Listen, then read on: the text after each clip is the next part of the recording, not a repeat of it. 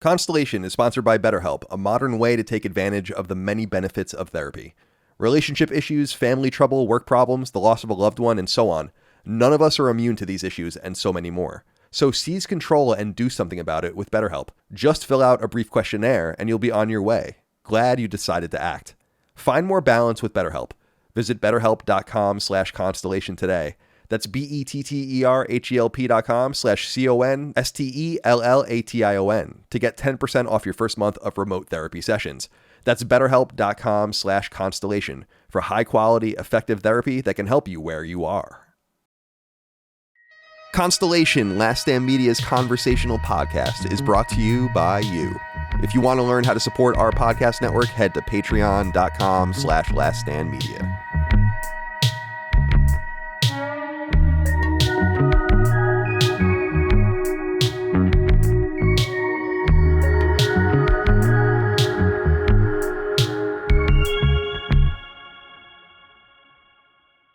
Greetings and salutations. Welcome back to Constellation, Last Stand Media's conversational podcast. My name is Colin Moriarty. I'm joined as always by my brother, Dagan Moriarty, the alligator fuckhouse. Dagan, how are you today, my friend? Probably gonna get demonetized for using the word fuck like 7 seconds into the video. Yeah. You derailed my Cinco de Mayo. Who's ready for some margaritas? That's racist. You can't say it like that. You can't say it like that. Margarita. That's our word. Right. Dig, we've gone about this on the past about how I used to get so mad that Barack Obama would say Pakistan, like Pakistan. Like out of nowhere. Like he'd be talking about, so I'm going to Indonesia, I'm going to Burma, I'm going to Sri Lanka, I'm going to India, and I'm going to Pakistan. I'm like, why are you saying it like that? What the fuck are you saying it like that for? Oh my God, it annoyed me so much. So lovable. I take him back in 2 seconds, to be perfectly honest with you.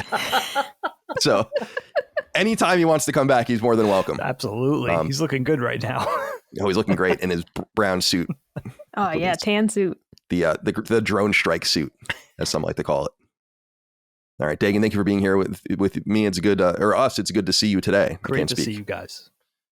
Could be because I took a bong rip 5 seconds before we started recording. I have no idea why. As you will. Ben Smith, associate producer, welcome. How are you today, my friend? I'm doing great. I'm just had a train go through, so we should be good for another 8 or 10 minutes, till another one comes through, blaring down the horn right at the intersection. But yeah, I'm doing well. I did not take a bong rip right before we started.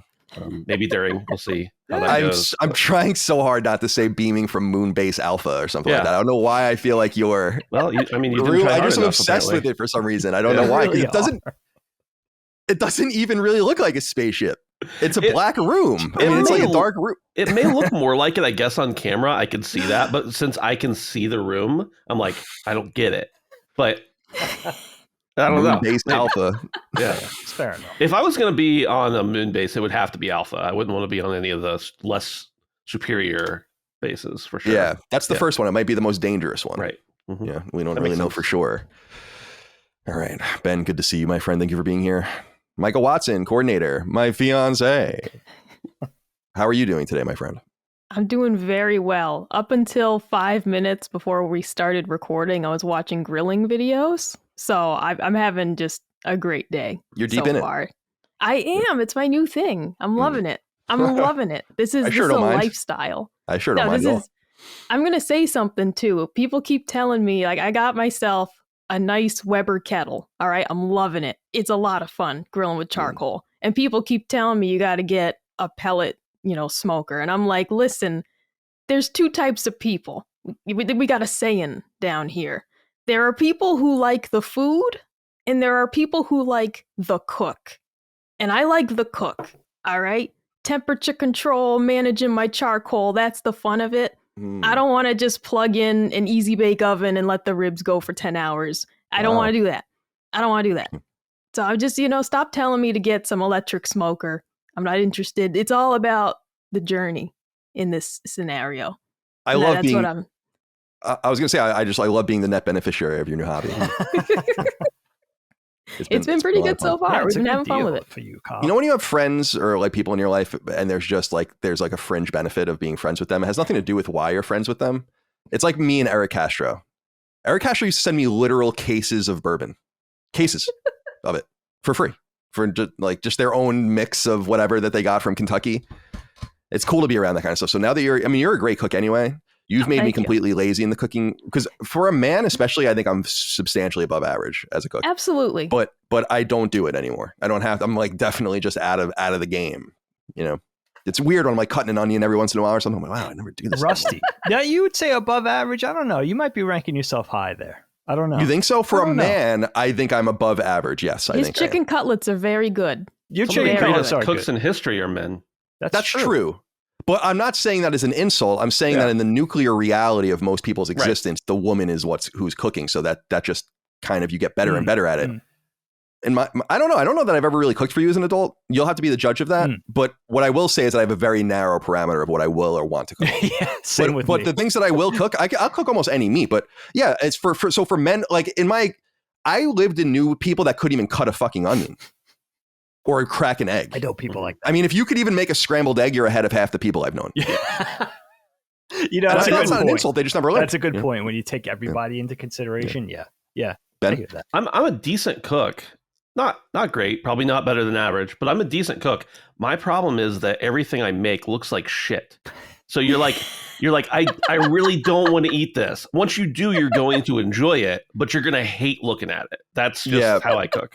That stuff never really got me, because I know what you mean, where people like, it looks like gruel or like, so I'm like, dude, who gives a shit what it looks like? Have you tasted it?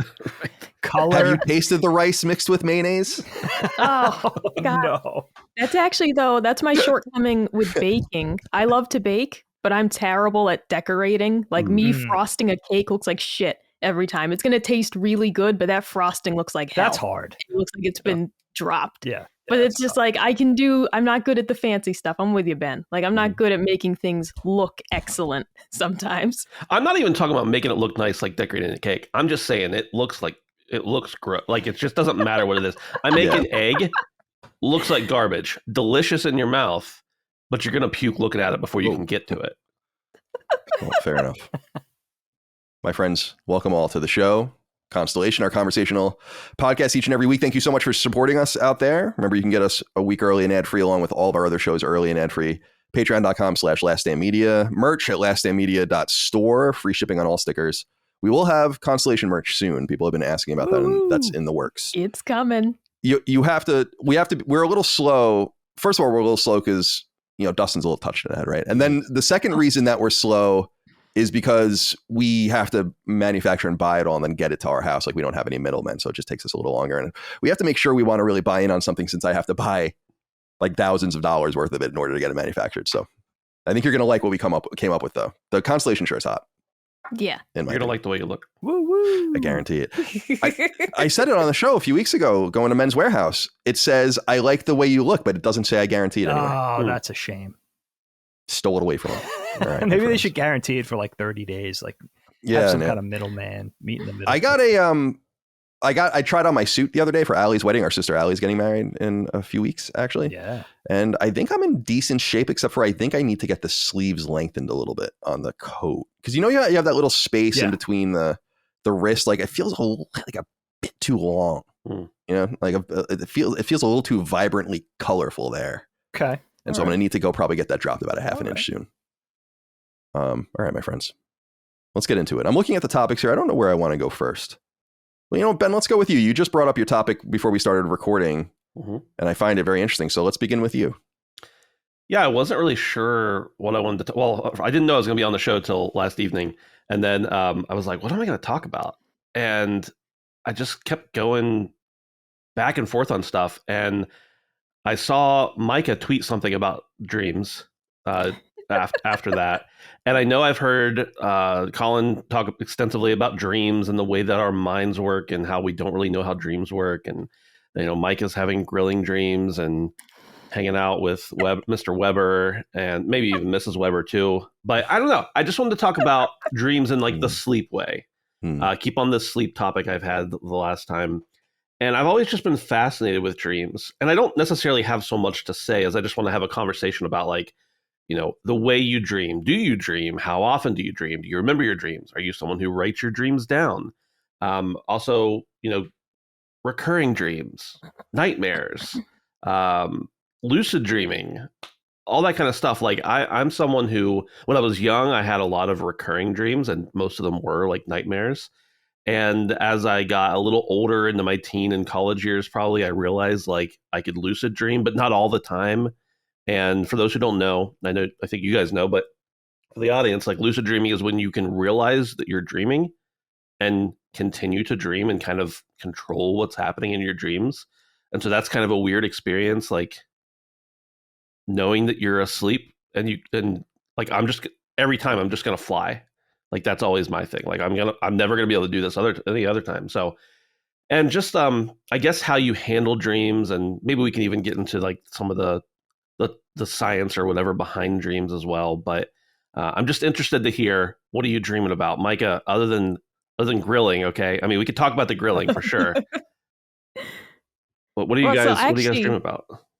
I want to ask you one question, Ben, with lucid dreaming. I've heard that if you lucid dream and you look in a mirror in the dream, it really freaks people out. Have you ever done that? Not to my knowledge. I can't recall doing that. Well, give that a spin sometime if it's available to you. Yeah, I would imagine that'd be weird because, like, you know how sometimes, well, in dreams, somebody is somebody. Like, I could know, oh, that's Micah in my dream, but you wouldn't look like Micah, but I would know it's you. Yeah, absolutely. Because what I've read, this came up very recently because I told Colin about it, and he was like, I wish you didn't tell me that because it's really creepy.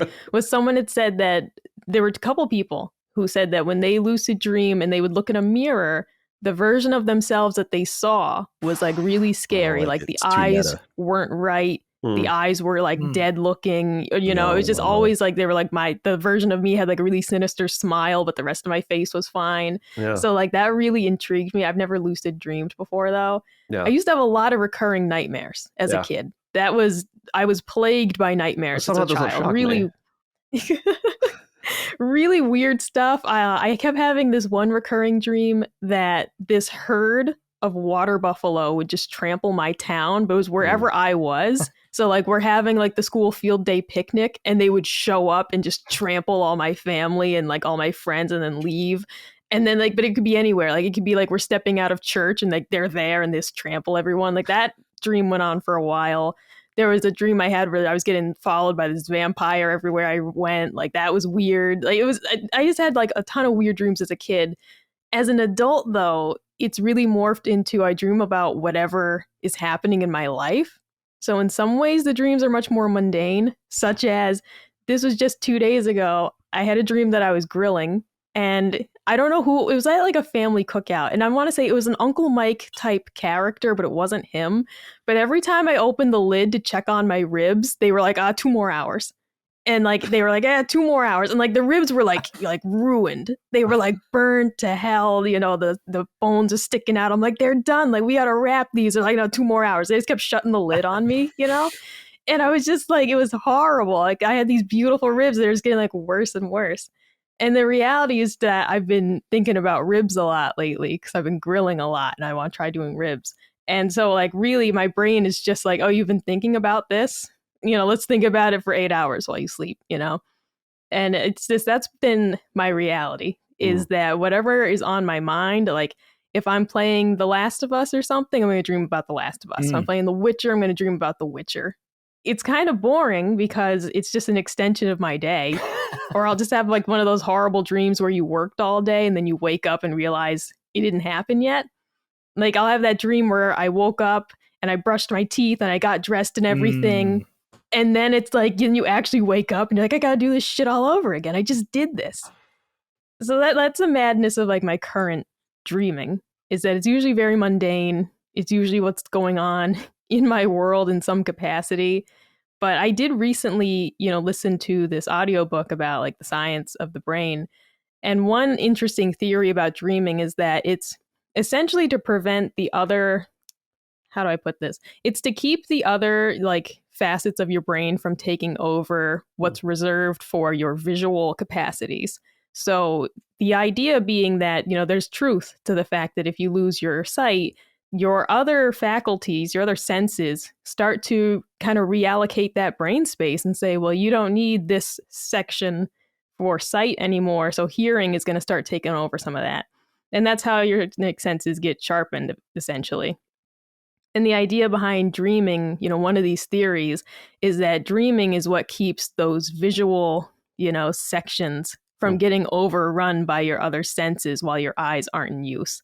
I find that fascinating. That's interesting. Because, of course, while you're sleeping, you can hear everything that's important to survival. You can feel things that's important to survival, but you're not seeing anything for hours at a time. And that was really cool to me to think, wow, this is how your brain is tricking itself into saying, like, you're using your eyes right now. But then you have that awful feeling where, like, you're in a dream and you realize your eyes are shut and you can't open them. And that happens to me a lot. I'll be in the middle of a dream and, like, my eyes are shut and I just cannot pry them open. And of course, it's because in real life, I'm trying to open my eyes and, like, you can't do it. But that sensation is always the worst, along with, like sleep paralysis and whatnot. But yeah, that really got to me as just like, wow, as we learn more about sleep, like, we still have so many mysteries, but that's a cool one that I think they're really doing some neat work with in terms of, like, why we might be dreaming and how it all works. I kind of have the opposite thing where you said about, like, you're dreaming about current events and things that are happening to you. Most of the time of dreams that I can recall, I'm like, where did that come from? Maybe it is something in my life, but I'm like, I haven't thought about that person in 15 years. And in my dream, we were like going to France together or something.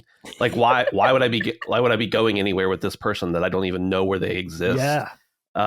All those things come, like, out of the recesses. I very rarely dream about something current. A few years ago, a friend of my dad's who I was really close to was dying, and I had a dream about that, and that was like a horrific dream. But it was like that was the first time I could think of in a long time that I dreamed about anything that was, like, current in my life.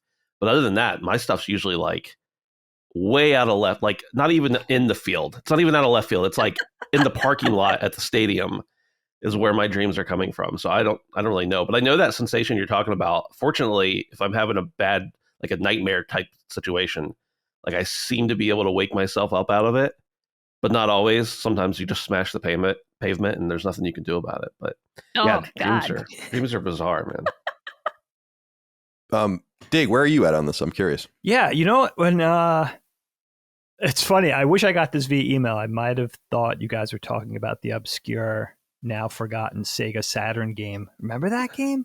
Oh, what, Nights into Dreams? Nights into Dreams, right? Remember? Or we're talking about Dreams on PlayStation 4 that just got canceled, basically. Oh, right. That's the more relevant, much more relevant Dreams. Colin and I talked about this Dreams and Nightmares on Knockback. I don't know how long ago it was, like a year ago, and I was trying to channel some of the stuff we said on that, but a couple of things come to mind. It is interesting, Ben, like that sort of internal filing cabinet that your brain is accessing, because it does seem like there's no rhyme or reason to it sometimes. Like, where did that, I know that thing, or I know that person or that event, but it feels like I haven't thought about that in eons. And your brain, so your brain sort of taking the wheel when you sleep is a strange thing. It's a really funny thing. For me, I think of two things in particular with dreaming.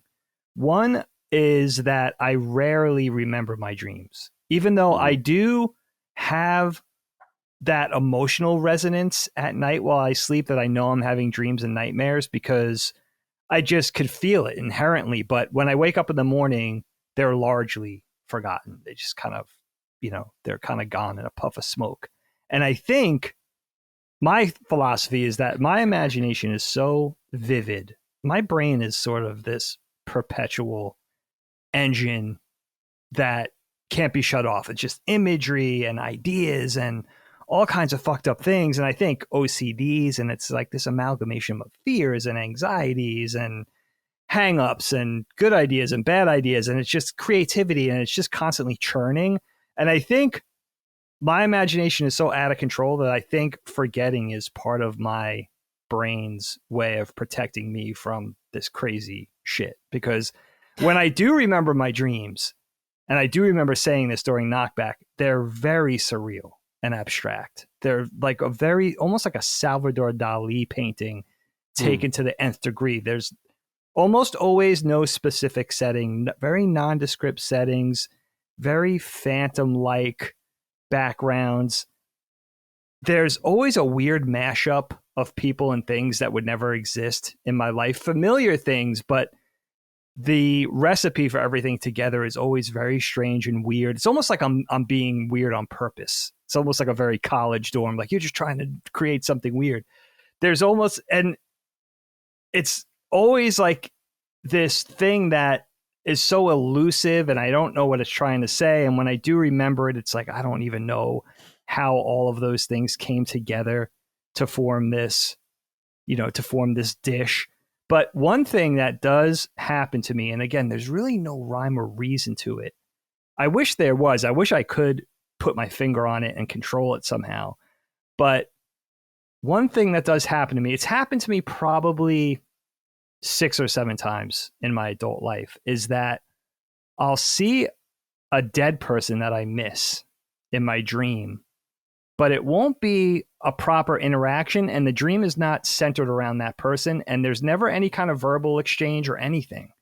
It's just something where they're in the background, or they're part of a crowd, and they acknowledge me and they smile, and it feels more like something deeper than just a dream. It's my only experience with dreaming where I feel like that's somebody reaching out to me from, beyond life, from death. And it's happened to me with both my maternal grandparents. It's happened to me with both my maternal great grandparents, and it's happened to me with my best friend PJ's mom, who passed. I'm expecting it to happen with PJ's dad, who passed away a couple of years ago. He was kind of like my second dad. Hasn't happened with him yet, but I feel like I'm being visited by dead people that I miss in my dreams, and it doesn't happen a lot. And I think it only happened more than once with my grandpa. I think he visited me in 2 separate dreams. And again, it was like this thing where the dream was kind of coming to a close, and I was sort of getting ready to wake up, and he was on a busy city street, and we kind of passed each other, and he looked at me and smiled, almost as if to say, I miss you too, or everything's cool, or, we'll see each other again, that type of thing. And sometimes I would wake up from that. It almost always seemed like I was at the end of the dream or on the verge of waking up, and I would be very emotional. I think there was a couple of times I woke up actually crying from it. Those are my most visceral, memorable dreams when that happens. And again, it's only happened, I could count the times on 2 hands in the last 25 or 30 years. But those are always really interesting to me, to the point where I feel like I look forward to them. That type of deal, where most of my dreams are just kind of this misty, hard to grasp, hard to articulate mess of things, whether it's a good dream or a bad dream. And the other thing that Micah was saying that I think I'm opposite of is that my dreams never seem relevant to what's going on in my life at the time. They always seem like they're pulling from a more dated, irrelevant thing, but something that's more sort of pushed back to, the part of my brain that I'm not readily referencing during the day, or things that happened a year ago or something, which is very strange because they almost never seem tied into anything contemporary going on in my life at the time, which is kind of interesting. And it's interesting how everybody has their own rhythms and their own ebbs and flows with that sort of thing. And also the thing that I marvel at, I think you and I talked about this, Kyle, is people that seem like they could control dreams or go back into a good dream, revisit a dream, not even the same night, maybe the next night or the next week, and have some sort of semblance of autonomy in a dream, which I feel like I have none. I feel like I'm completely beholden to my imagination.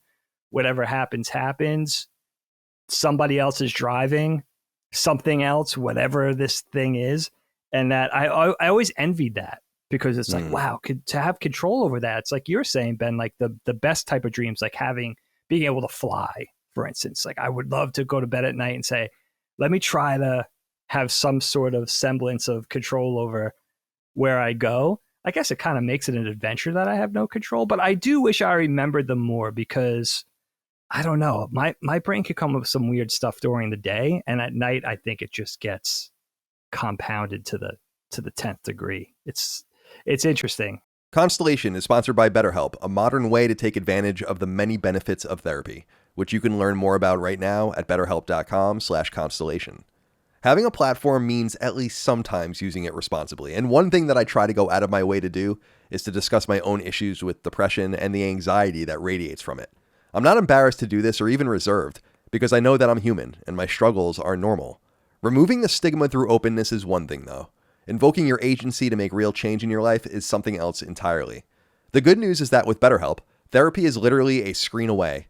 Instead of having to go somewhere and see a licensed therapist in person, you can use BetterHelp to talk to a professional remotely, whether via video, audio, or even just over text. Now, as someone who has used therapy quite often in my life, indeed, I'm currently seeing a therapist monthly as we speak, and I find it to be quite helpful, if not freeing.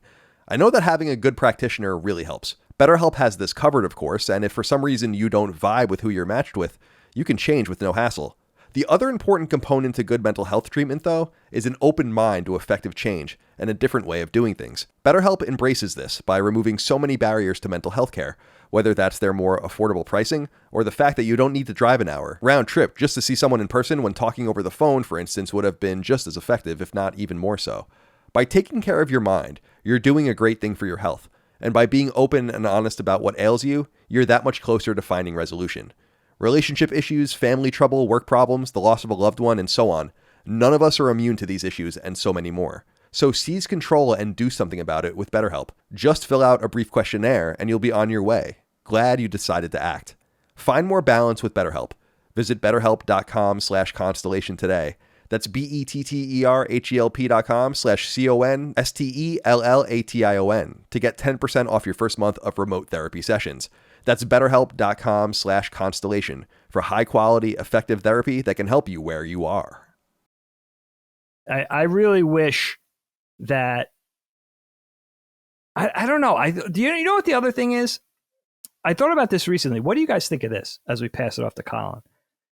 I have come up with drawings and ideas for stories and ideas for video games, complete poems in my dreams, which is really odd. And I'll wake up and a lot of times I won't remember. I'll just remember I wrote something, but I don't remember exactly what it was. Sometimes I'll remember and, I'll jot down a whole synopsis of an idea I remembered. So it's interesting too, how sometimes my creativity comes to a head in my dreams. I wish I had control over it. It doesn't happen often, but it happens from time to time, almost to the point where I feel like I didn't think of that. That was something else or somebody else or another part of me or a phantom appendage that, which is kind of weird because it is me, I think. Have you guys ever had that where you're creating something? Maybe it's just an idea for something in a dream. For me, I don't get my dreams are very specific and very weird, right? I don't gain, and I don't figuratively think I gain any value out of my dreams, except for just more anxiety and more questions. But what I'm fascinated about with sleep and dreams is that how do I put this? It's like having a really deep math equation and you actually have the answer, but you have no idea how you got there. And what we know about sleep and dreams is that they are fundamentally important. And that it's shared all the way down the taxonomical chart, all the way to the most primitive creatures and beings that have ever existed. They sleep. Even organisms sleep. And if they're experiments, you can read about them, especially with rats. We're always picking on rats for some reason. And mice. But there was an experiment done at one of the Ivy League schools where they basically just had these rats and they would not let them sleep. Whenever they tried to sleep, they would just poke them, try to keep them awake, and then they all died. That's what my kids are doing to me. They could not function and they literally just died. And that's how you know it's vital, it's important. And what I've always been fascinated about it too is that, can you imagine an animal being more vulnerable than literally having to phase its brain off basically for sometimes more than half of the day? And why I say this is because it's so important that evolution would have gotten rid of that. At some point, the species that didn't sleep would have won. But there are no species that don't sleep. And in fact, as humans, we don't sleep very much at all compared to wolves or lion, sleep 20 hours a day and shit like that. And they're up at weird hours and they're doing all these weird things. So I guess what I'm saying is I'm just really fascinated by the fact that we get it. I think we fully understand and probably have known for some time since maybe the scientific revolution that there's a reason you're dreaming. There's a reason you're processing things. And video games have really shown me more than anything that the processing thing is true. Because I literally clinically now, when I have a hard point in a game, put it down, go to it the next day and beat it every time. Right. Because your brain just works on it. You have no idea. It's so strange. I experienced that with Elden Ring. I experienced that with God of War, where I'm like, fuck, this is so annoying. And then I just literally go away and I go back the next day and it's fine. And I love that processing. And I think that deep level of processing that sleep obviously does is so important to all species that everyone zonks out and you're in incredible danger. I mean, fucking bears go to sleep for months. You know? Yeah, hibernation, so baby. It's just interesting to me from that point of view. So I wanted to say that first of all, it's like, we get it, but we have no idea how it works. And that's what I think. There's something very creepy about that to me, like very eerie, where it's like, yeah, we get it. It's like we know we breathe oxygen and it feeds our blood and the blood does this. We have the whole equation of that. But it's like, yeah, sleep. Okay, so the work is all gobbledygook, but we know at the end that everyone is fine and it's important. Oh, it's so interesting to me. But as far as my dreams are fucking weird. And I've really thought deeply about them. What I've kind of identified, I think, and this isn't strictly true, but it's typically true, is that it seems like there are phases, people, locations that come with me and stay within this realm of the thing is going to happen here, or this person's going to be there at some point. And so, for instance, I don't dream about any of our houses or any of the houses I grew up in except for Marie Court. No girl from my past ever appears in my dreams. And I'm not talking about sexually or weird. No girl appears in my dreams except for my college girlfriend. None of the other ones ever. Right? Kind of Funny isn't really in my dreams, but IGN is. San Francisco's in my dreams, but LA isn't. Right? Like I'm so intrigued by that. And like the characters, and Russia is like a bit, since I was a little kid for some reason. I used to have these dreams about being in Russia, or like what I thought was the Soviet Union. And you have to remember, I mean, for me specifically, I was born in 1984. So the Soviet Union was falling apart as I was coming of, being kind of formative. And I've said before that I became obsessed with politics during Desert Storm when I was 7. I mean, that's when I started reading newspapers, and like, it was ridiculous. And I think that mom and dad would talk about that all the time, about how just insane it was that I was so into that. And, so I think about that and I'm like, yeah, so that would be in my mind at this formative time. I'm thinking about this random country. It's this gray, desolate place. And a lot of my dreams happen to just take place there, but few other places. And I guess I'm just fascinated by that, how just specific people, specific things come forward in dreams, and then other things I just never think about ever again. And I kind of wonder, were each of those things or each of those people or each of those events this singular formative thing that instructed my mind about what those things meant, and that's why from what I understand about dreams and people who study them on it, what is it, like onycology or something like that? ONIEOCOLOGY, I think it is. They don't understand shit.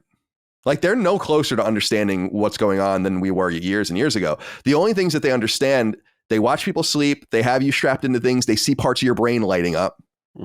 They think that they can do things like predict what word you're even thinking of now with like stuff like that, which is really creepy. But they're studying it backwards. They're looking at your brain and how it reacts to things that are the same. And then they say, okay, if you're reacting that way with this, then you must be thinking this when you're dreaming. But they still can't plug you in and figure out what the hell you're seeing or what you're doing and how it's working. I find that so interesting because the body is pretty readily understood and taken care of otherwise. Almost anything. They're taking hearts out of people and putting them on they're transplanting all these different things, giving you artificial limbs, fucking other people's blood. Oh, but they're like, no, sleep, we don't get that. Well, they've talked about people who have gotten like pig hearts, and I don't know if pig hearts is a thing, but like body parts from other species. They've talked about people having dreams that seem like they should be more with that animal group than they should be with a human. That's insane. I don't like that's that. interesting, but then you think it's like, is that because they're thinking that that's what it should be, or is it because and that's like it's like fucking there's a figurative and a literal thing going on. Yeah, and we have 2 dogs. We have all of us have pets. It's like Rush and Treble dream. Mm-hmm. They dream. We watch them dream. They make noises. Their paws are moving. Like they're even doing it. Yeah, and you wonder what these maybe less conscience, or species with less of a consciousness, I should say. I always get those words confused. Yeah, me too. Species of like them, you would wonder, like, are they very haunted by it? Because they're probably like, what the fuck was that? I don't. Yeah, they can't even talk about it or anything. Like they must feel like they're crazy or something. Well, that comes back to something you said, Kyle, which I think is a great idea, which I never thought of, is that I like the idea that it's our minds or our intellects kind of purging our anxieties. Maybe it's a way of kind of getting rid of that emotional baggage or whatever kind of hardship.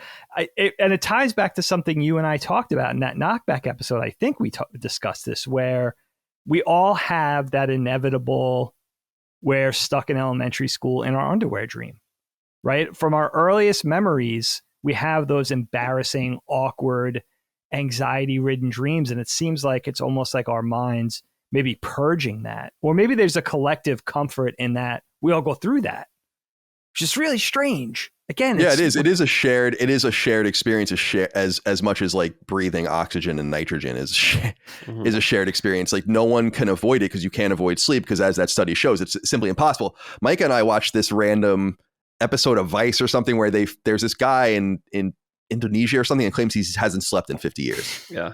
And I'm like, that's simply nonsense. There is no way. And it's so frustrating because they're kind of like, well, maybe. And I'm like, why don't you just stay there for a few days? Right. And just watch and see if he sleeps.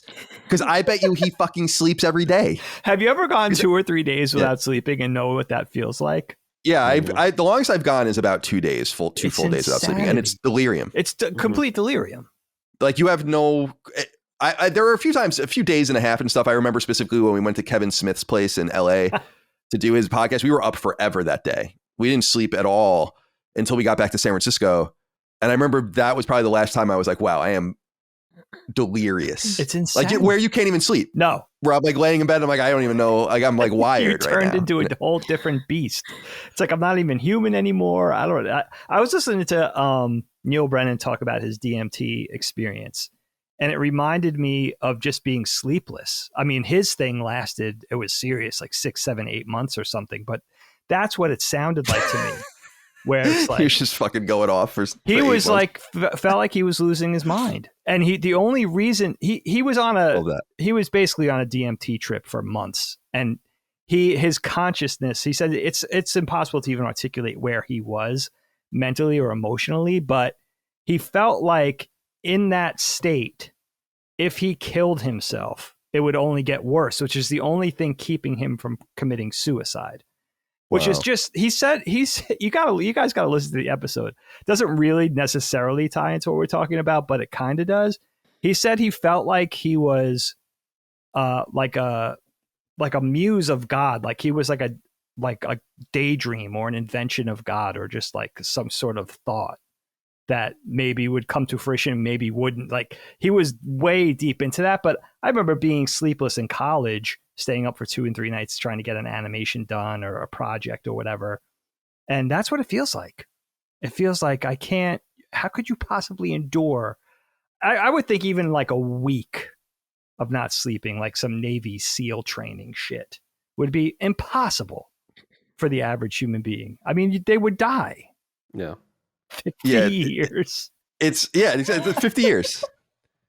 50 years, this guy. So I want to share a couple other things, and obviously we can go around the horn, Ben's topic, so we'll go back to him and we can visit whatever you guys would like. But one thing I wanted to talk about that I think is real, or that I think is interesting, is the fear of it being real. Mm. I love that. Oh, I hate it actually, but that feeling of being like, oh my God, like you wake up and you have that fear of like, what did you do? What did you say? What have you done? And you have to it does take a few seconds to be like, oh, it didn't happen. Yeah. It didn't happen. And that very unique feeling when you know you did something wrong, how I would imagine you would feel if you cheated on someone, or if you killed someone, or it's like that level of dread where you can't turn back the clock. It's very hard to wake up with that, but you get to it quickly. And then the other thing that I think is interesting about it is just, and this is a key part of whatever that study of dreams is. I can't pronounce it, but it's ONI something. But is that it's seamless. The key part of dreams is that you typically don't know you're in a dream. And this is where lucid dreams come from. And it doesn't necessarily seem strange. Like, why am I here? I don't know. Why am I on the fucking train? Why am I in San Francisco? Why am I in this office? Why am I with this person? Doesn't matter. And that's like, they say that that's a fundamental part of dreams, like this sub part of dreams where for them to work the way that they need to in processing whatever they're doing and helping your brain, you need to believe it. At least for like, you need to not interrupt the process, I guess, is what. And so I find that really interesting too, because none of it really makes any sense. I have these recurring dreams. And this is a thing I wanted to touch on as I exit is I have a continuity in my dreams. I'm visiting my dream, leaving it, and then going back to that world. Oh, now, wow. not every dream takes place in that world, but I have dreams that take place within a continuity over years. And they're about weird things like two of the continuities that are going on right now is that I have this continuity that I am in high school. Now, I know this is a continuity that a dream that a lot of people have, but mine is very specific in that I am an adult. I, for some reason, have to go back and take these 4 classes in high school. I understand that I've already graduated college, so this doesn't even make any sense. And so in this continuity, I've dropped 2 of the classes. I'm still in 2 of the classes. Like, I'm trying to figure out my way. And every time I visit the dream, like, it gets a little further into this random story, and I'm quite disturbed by it. And it's like very anxiety inducing. It's a little bit Happy Gilmore if you think about it. Yeah. Not Happy Gilmore, Billy Madison. Oh, Billy Madison. Sorry. Kyle, is it a repeating storyline or is it a continuing story? No, it's a continuous storyline. That's insane. So like I was in more classes, like I dropped those classes. Like I got it's very, there's like beats to them and you're getting through them.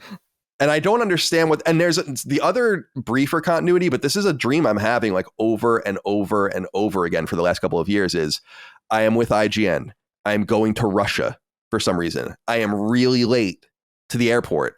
I'm packing, getting ready, going on the line, trying to get there, never get to the plane on time. I've had this dream probably 100 times. And each one takes place after the last one. So I know that the last one happened. I'm trying now to do it again. Oh, wow.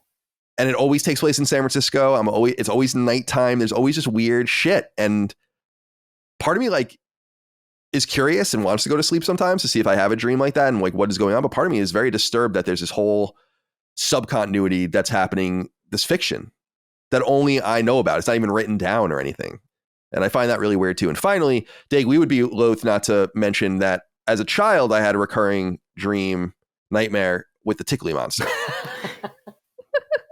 And maybe this explains a lot about me, where my anxiety and all this craziness comes from. And I think about it, I try to think about it through the lens of a 4 or 5-year-old kid or a 3-year-old, where it's funny in hindsight, but it really wasn't funny. Like when it was happening to me, it wasn't funny at all. It was horrifying. And people will know that what's even funnier about it, and this is the funniest part, is that the tickly monster was literally a man that was on this decorative plate in our kitchen. So not only was I being visited, I was too embarrassed and scared to admit that this thing was just staring at me for years in our kitchen. He was like a dandy with a cravat and a curly mustache. He was the opposite of threatening. And I think it was like he scared the shit out of me. It was very weird. It was a very weird thing. And the joke the dream would just be that he would like come into my crib. It's actually kind of creepy when you think about it, I guess, but and like tickle me.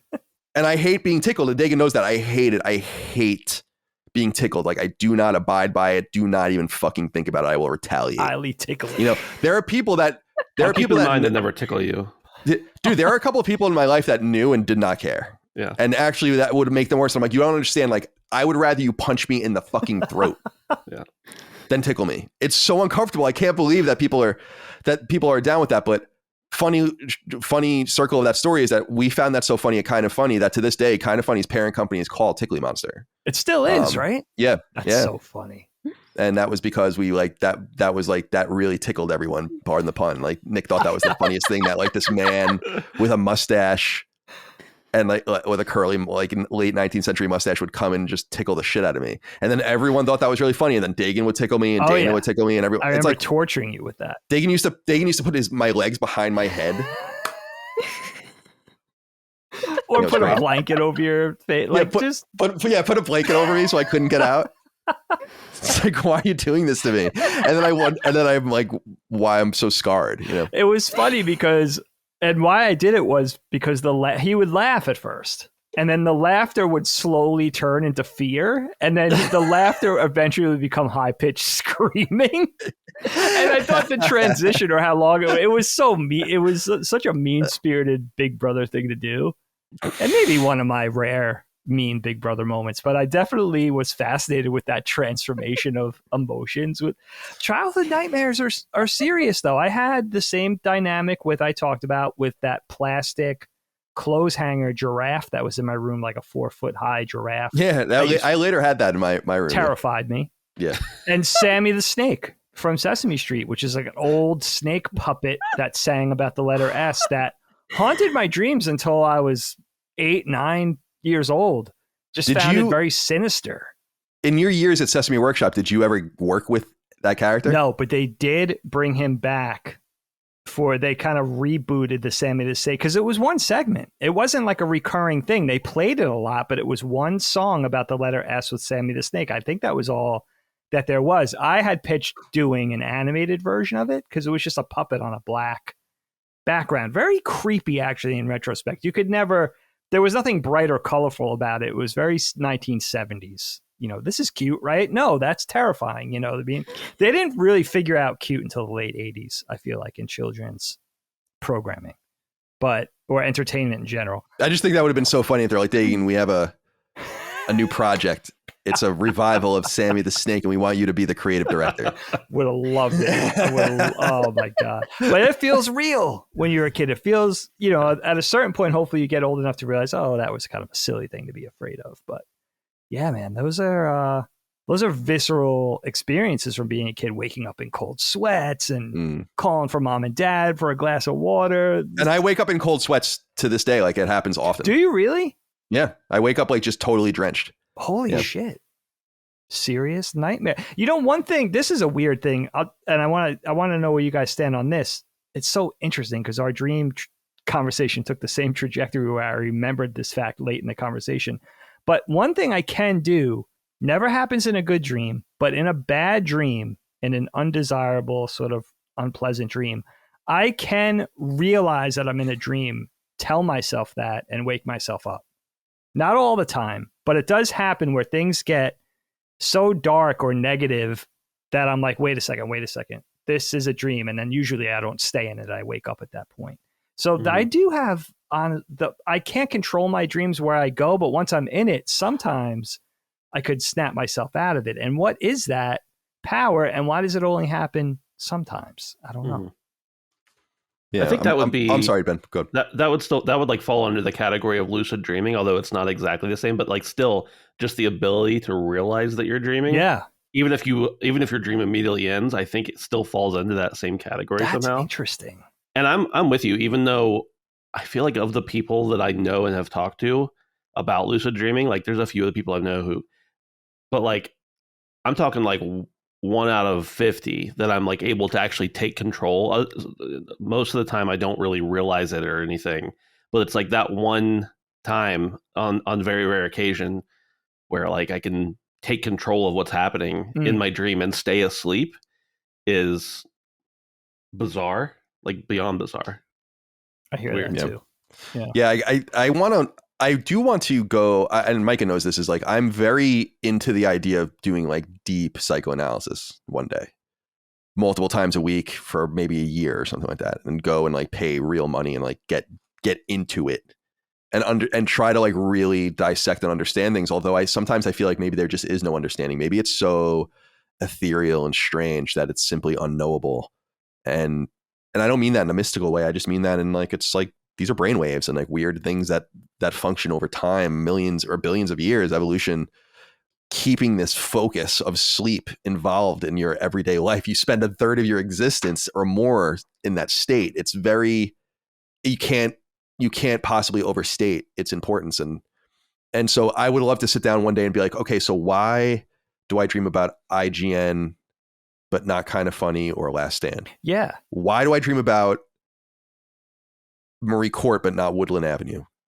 Why do I dream about, why, when people appear in my dreams, it's like, why not Megan, my high school girlfriend, or Cheryl, my adult girl, like my first adult girlfriend, but my college girlfriend? What is that? Why is it that, it's like, why? Why? Some things take residence and some things vacate, right? And it's very strange. It is. I don't know. It's a Selective. very ethereal and strange thing. Yeah. Do you three remember your dreams nearly every morning? Like you wake up in the morning and you remember everything you dreamt almost every day? No, but I know I could, the more you think about a dream famously, like the more you it's so interesting, the more you try to capture it. That's probably another evolutionary thing to make sure that they go away, is like the more you try to find it, the more it's like, nope, bye. And so I started writing them down sometimes, but I do remember like, oh, this is what happened, or I had that anxiety dream. I couldn't get to my flight in time, can't pack in time, was late, got caught up in TSA. And my psychiatrist says it's like, this is just legitimately rampant anxiety that is like running amok in your mind. And I'm like, great. So that's awesome. They also do say that to remember your dreams like more often, they say that if you're someone who starts speaking like very soon after waking up, like as soon as you start speaking, the dreams especially start to go away because you've activated a different part of your brain. And so if you wake up and immediately say like good morning to like the pet or your partner or whatever, it's like if you want to remember your dreams, one of the best things to do is just like wake up and immediately like write it down or whatever, because they say as soon as you start speaking, like that's essentially when it's just like gone, because now that part of your brain is like goodbye, see you tomorrow, we're doing other things now. Yeah Very interesting. I wondered, what's interesting too, it's not quite a through line, is like, does it have to do with unfinished business, or like not ending something the way it probably should have, or you would want it to? So like with Marie Court and Woodland Avenue, our two houses, it's like I was ripped away from Marie Court, but I left Woodland Avenue voluntarily. Yeah. Right. There's something, is there something about so, that where it's like you never got closure? Guilt, Yeah. I think complaints. And the same thing with my college girlfriend. It's like we broke up right after college mutually. Yeah. And we're like, we just can't talk to each other anymore. It's just, we're never going to get past this. And then we never spoke to each other ever again from that moment onward. Right. And it's like, that's interesting, because with my girlfriend after that, we had a bad falling out. My girlfriend before that, we're still friends. Like so it's like, is that it? Is it like they're like she just lingers because it's like, well, that we just didn't check that box 15 years ago. Yeah. I So think that's she's just like a random character that appears every once in a while. Yeah. Because that would And take I really up, like, yeah, I must admit, like, it's frustrating, especially as a younger kid. Sometimes, like, I really don't have sexual dreams. So when I'm talking about these people appearing, it's like they're appearing in like sometimes nonsensical or just practical ways. It's not like it's ever romantic or like anything more than that. And it's just, it's very, I have like very, I don't know, like very anxiety induced dreams. I think that's why you would never have something like a sexual dream when you're so anxious. Like, why would you have something where you felt good or relaxed? Yeah. Instead, my dreams are always manic. So yeah, it's a very interesting thing. And I'd love to sit down and really talk about that with someone one day, like a professional. Be interesting. Anything else about this topic, Ben? Yeah. Well, one, I looked it up. The knockback episode Dagan referenced is episode 133 from September of 2020. So if anybody wants to check that out. Whoa. Oh, wow. Before we did it on video. 2.5. Yeah. And then just two other funny things or weird things. One is that my son, when he was young, there was a movie called Inside Out that Disney did about emotions and stuff like that. And there was this character in it called Bing Bong. And my son, I mean, he was like 3 or 4 at the time, absolutely loved Bing Bong in like living life. And he had like a toy Bing Bong and like whatever. But his nightmares were all about Bing Bong, and he was terrified of wow, it. interesting. So like he would go for days playing with the toy, whatever. And then he would have a bad dream about Bing Bong, wake up terrified, screaming, think he was in the kitchen for some reason, and like freak out. And so it was weird that there was like that duality between the same thing in awake and sleep. That's interesting. And then the other thing is, and this is definitely something we don't have, I mean, I don't want to take up all the time here, but my wife, I've always been somebody who like, I don't really believe in like prophetic dreams or, spiritual or non-spiritual or whatever. I think there are weird coincidences and stuff that happen for sure. And there are definitely things that we don't understand and maybe rare instances. But my wife, every couple of years, will tell me, like, I dreamed about this thing and then it happened. And I'm always like, sure, yeah. But recently, she woke up and was like, this lady that we know that goes to our church, I had a dream that she was like, she was hurt and she was like crying and was like, the woman broke her arm. She needs help. And I was like, oh, that's weird. And then like 3 or 4 days later, she went to church that day. I stayed home with the kids because they were sick or something. And she comes home and she goes, guess who broke their arm yesterday? And it was that woman. And I was like, okay, that's freaky. That is. Like, you had a dream about her breaking her arm. You told me about it before it ever happened. So it wasn't like, oh, I had a dream about that and then it happened. And then you told me after the fact. It's like, that's very so that kind of stuff freaks me out a little bit. Yeah, and then but Ben, don't you think like when I have those kinds of instances, not a similar thing, but like when it's like a deja vu type thing or whatever, then I'm like, well, how many things has my brain thought of that was totally wrong? Right, absolutely. Like a 10 million things, and then you get that one thing, and it seems so prophetic, and you're like, but you never. It's like nothing a else you ever confirmation predicted bias. came true. Yeah, exactly. Yeah, that's exactly like someday if I just happen to like punch my high school teacher in the face and then fly, I'm gonna be like, I had a dream about that. That's crazy. Right, exactly. So I always, because it's the same thing with Dagan. It's similar what you're touching on with what Dagan was saying about being visited by our grandfather or whatever. To me, I personally don't think there's anything supernatural about that. That seems natural. You're thinking about him and you want it to see him, and your brain is making that happen in some ways. It's processing its information. So that's, and you can of course see a more primitive human being absolutely flat. You know what I thought about though with this, guys? You'll appreciate this. I can finally bring this up. This is like my thing with Micah, where I talk about how I get so mad that NFL coaches don't wear suits, and she gets so mad at me, and I have no way to ever bring it up. This is another thing I wanted to bring up. You know, in these old tribes and the Aztecs or whatever, they would have dreams, like prophetic dreams. How the fuck do you know that these people weren't just making it up? Right. Yeah. No way to. I always thought that it's like this great mage, this great sage of wisdom, and he had a great dream, and I'm like, how do you know that he dreamt that at all? He's like, I dreamt of like whatever gives him the most beautiful woman and and like all of the power. That's what he dreamt of. I always think that that's so funny. Or I found these golden spectacles. You could say exactly. You could say for our Mormons out there. Yeah. So I think it's interesting. That's interesting too, where people just believed, I guess, that people were telling the truth. If I realized at the time you could just become massively powerful with no consequence by just saying you had these crazy ass dreams of prophecy, I'd be like, yeah, I dreamt. Oh, we won that battle. I happen to have dreamt that last night, right? To the absolute degree in which it happened. People want to believe it. It's magic. Yeah. And also, like, usually the soothsayer has some sort of like oddity about them. Like, I don't remember what movie it is, like Helen of Troy or something. The man had like T-Rex arms type thing. Right. Or they have like or they're blind or something like that. Exactly. Like, they usually have some sort of thing where like, this person's just like an average guy, but they're like, he's mystical. And he's like, I'm going to use this. You know what? Like, fuck you guys for thinking I'm like magical. I'm just going to use this. I tell Micah that there are 2 shows that that I haven't introduced Micah to yet that I'm positive she would love. Like positive she would be like, oh my God, I love this. And one of them is the Netflix show, The Last Warrior or whatever it's called. I can't remember what. I'll think. Yeah, The Last Kingdom. That's what it is. But the other one I wanted to think of was Vikings.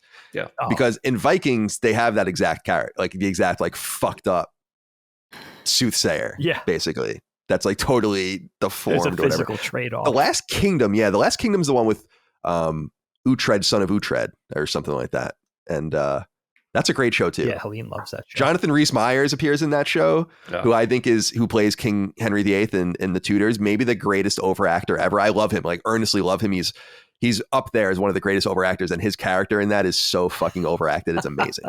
Yeah, it's amazing. Love that dude. All right, are we satisfied? Yeah. All right, great topic. Let's move on. Michael, let's go to your topic. All right. Yeah, I've been wanting to do this one for a little bit, actually, but it just didn't really line up because we kind of just kept having like some dark topics in a row on the show. Because my topic is celebrity deaths. And I just find it interesting because I'm not someone who is like, oh my God, I love this celebrity. I'm devastated that they're gone. That's not the feeling at all. It's more so how I experience it is that there's two things. A, I'm usually like just genuinely sad that this person won't be in things anymore. You know, your favorite actor, your favorite singer, like this is it. Their last album, their last movie, they'll never be in anything again. And this is not someone who's on my list, but as an example, Ray Liotta is in Charlie Day's new movie. And so that's like, wow, it's going to be one of his like, you know, posthumous credits or whatever. And for the diehard Ray Liotta fans, that's going to be like their last thing they see him in. And part of that is almost feeling like a milestone in your life. The Grease 45th anniversary is this month. They're doing special showings of it. And realizing like, wow, not only is that movie 45 years old, it puts it in perspective for a lot of people who grew up watching it, but realizing like Olivia Newton-John died last year. So a lot of these things with celebrity deaths, it's less about sadness for some of them and more about realizing our own timeline of like, wow, I was this old when that movie came out. It's been 30 years. Half these actors are dead now. And so I wanted to just bring this topic forward just to kind of get an idea of how you guys also interact with the idea of celebrity deaths. I have a short list that I want to go through of the ones that impacted me, you know, in various ways. The honorable mention is John Candy, because he died when I was like 1 year old. So I was not aware of it at the time. But when I was a kid and I'd watch his movies, I didn't realize he was dead. And I would ask my mom at some point, like, yeah, like, are there more of his movies? And she was like, no, he's dead. And I was so sad. That was like my moment as a kid, realizing that when you watch someone on TV, they're not necessarily alive. Mm-hmm. And then I would just start asking her, like, is he still alive? It's like, you know, John O'Hurley on Family Feud. I'm like, is he still alive? You know, is he okay? Elaine. And it kind of just kicked off this thing where I'm like wondering if like whoever's on TV is still with us or not.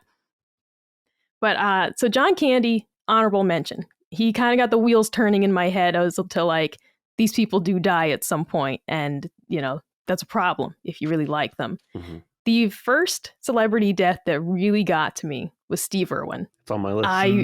I genuinely cried because Steve Irwin for me was just a huge part of my childhood. My dad and I would watch his show, you know, every week. We'd put on, you know, Animal Planet and watch Crocodile Hunter. We loved it. We hated Jeff Corwin. I'm sorry, you know, Jeff is great. But we hated Jeff Corwin. His show would come on afterwards and we'd be like, woo, you know, we didn't like it. Like, he was not Steve Irwin by any means. And that was the first time that I was like genuinely upset that a celebrity died. That was in 2006. Because I wrote down these dates because I put them in order. And Micah, not to interrupt you, but this guy wrestled with some of the most dangerous creatures in the world. He was killed by a starfish. It wasn't a starfish. but a docile animal. Like, he was killed by a thing that I've swam with. Yeah. And also killed essentially by ignorance, because it was what I believe was just a reaction. He pulled the stinger out of his chest. He shouldn't have done that. He might have lived if he hadn't done that. You know, you can never know, obviously. But they had said like that just adrenaline reaction of he just like ripped it out of his chest. And they were like, you shouldn't have done that, you know.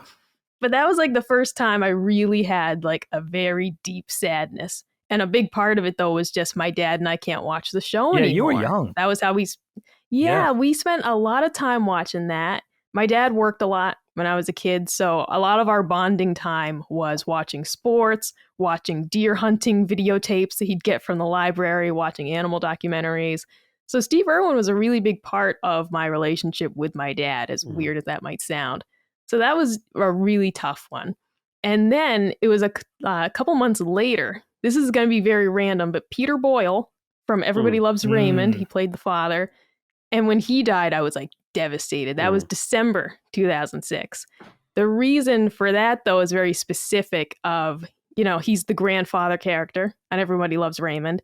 And he reminded me a lot of my own grandfather, who had died like 3 years prior to that. And so it just was like, in a very weird way, as a kid, it was like it was happening all over again, because it was like, no, my like favorite character, you know, this old man character, and he died. And I was just like heartbroken. And so as a kid, I was just like, man, this sucks, like you start to like question like being attached to TV characters. And that's kind of when you start to peel away from that as a kid, when you do start to realize that these people aren't, they're real, but they're not part of your life. You are just watching them on a screen. You realize you can't be so invested in it.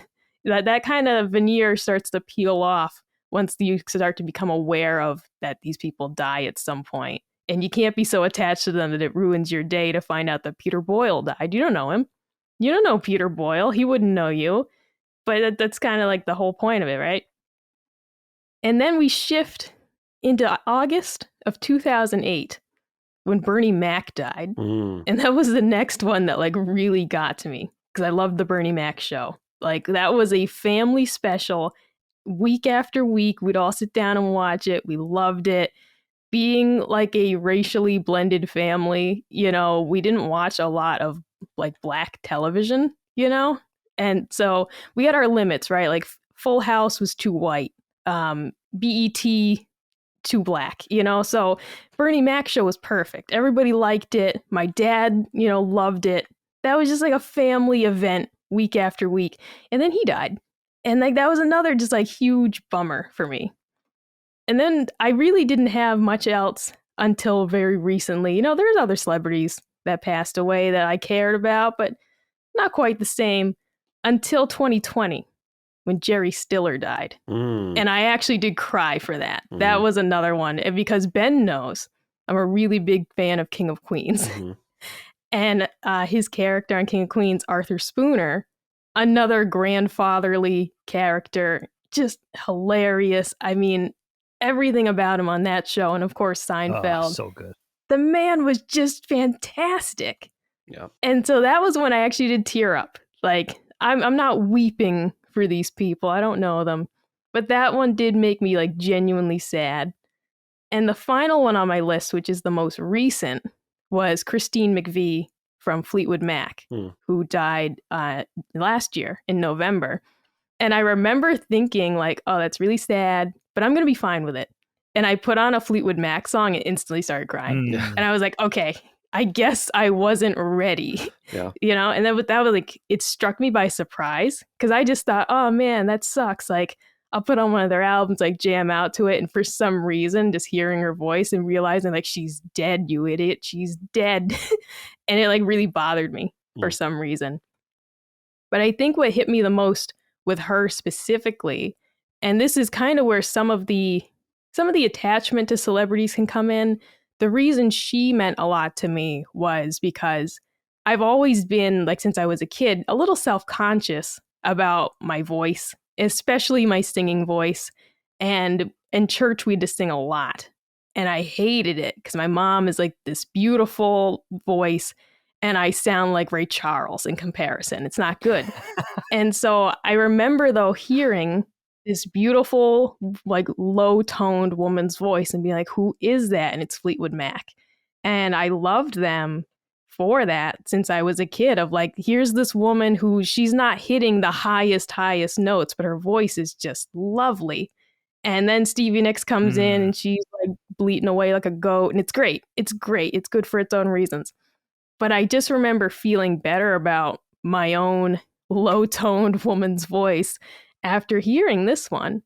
And so that was why she specifically like really kind of hit me when she died. Because I was like, wow, this is someone who indirectly, and they would never know, but like really boosted my confidence as a kid as I was struggling with feeling like my voice is too deep for my, 5-foot tall frame. And people look at me funny in church when I sing because they're expecting me to sound much better. And so that was a really hard one, unexpectedly.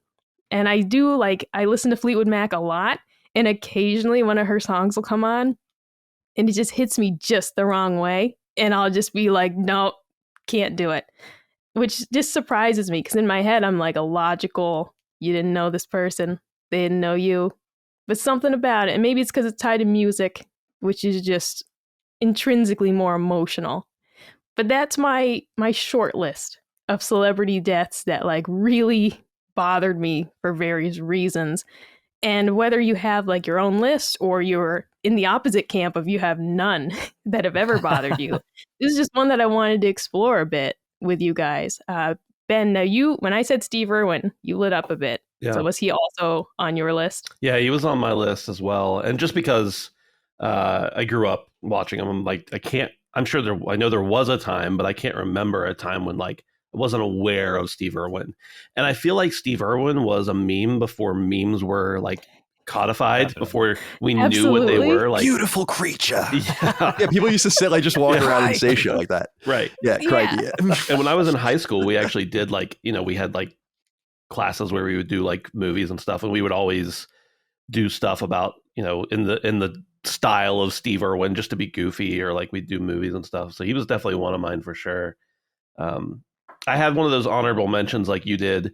Mine is Chris Farley, which I was about 10-ish years old or so when Chris Farley died, but I wasn't really aware of that until I got a little older and, really enjoyed his movies. And I think I always knew that he was dead when I was watching his movies. But as I became an adult and have gotten older and appreciated that comedy even more, like I actively like mourn the fact that we don't have more Chris Farley, because he was such like a creative and funny individual. His kinetic energy, his crazy like energy humor is fucking hysterical. Yeah, unmatched. I have a few here, and a couple I just want to name, but a couple I actually want to talk about.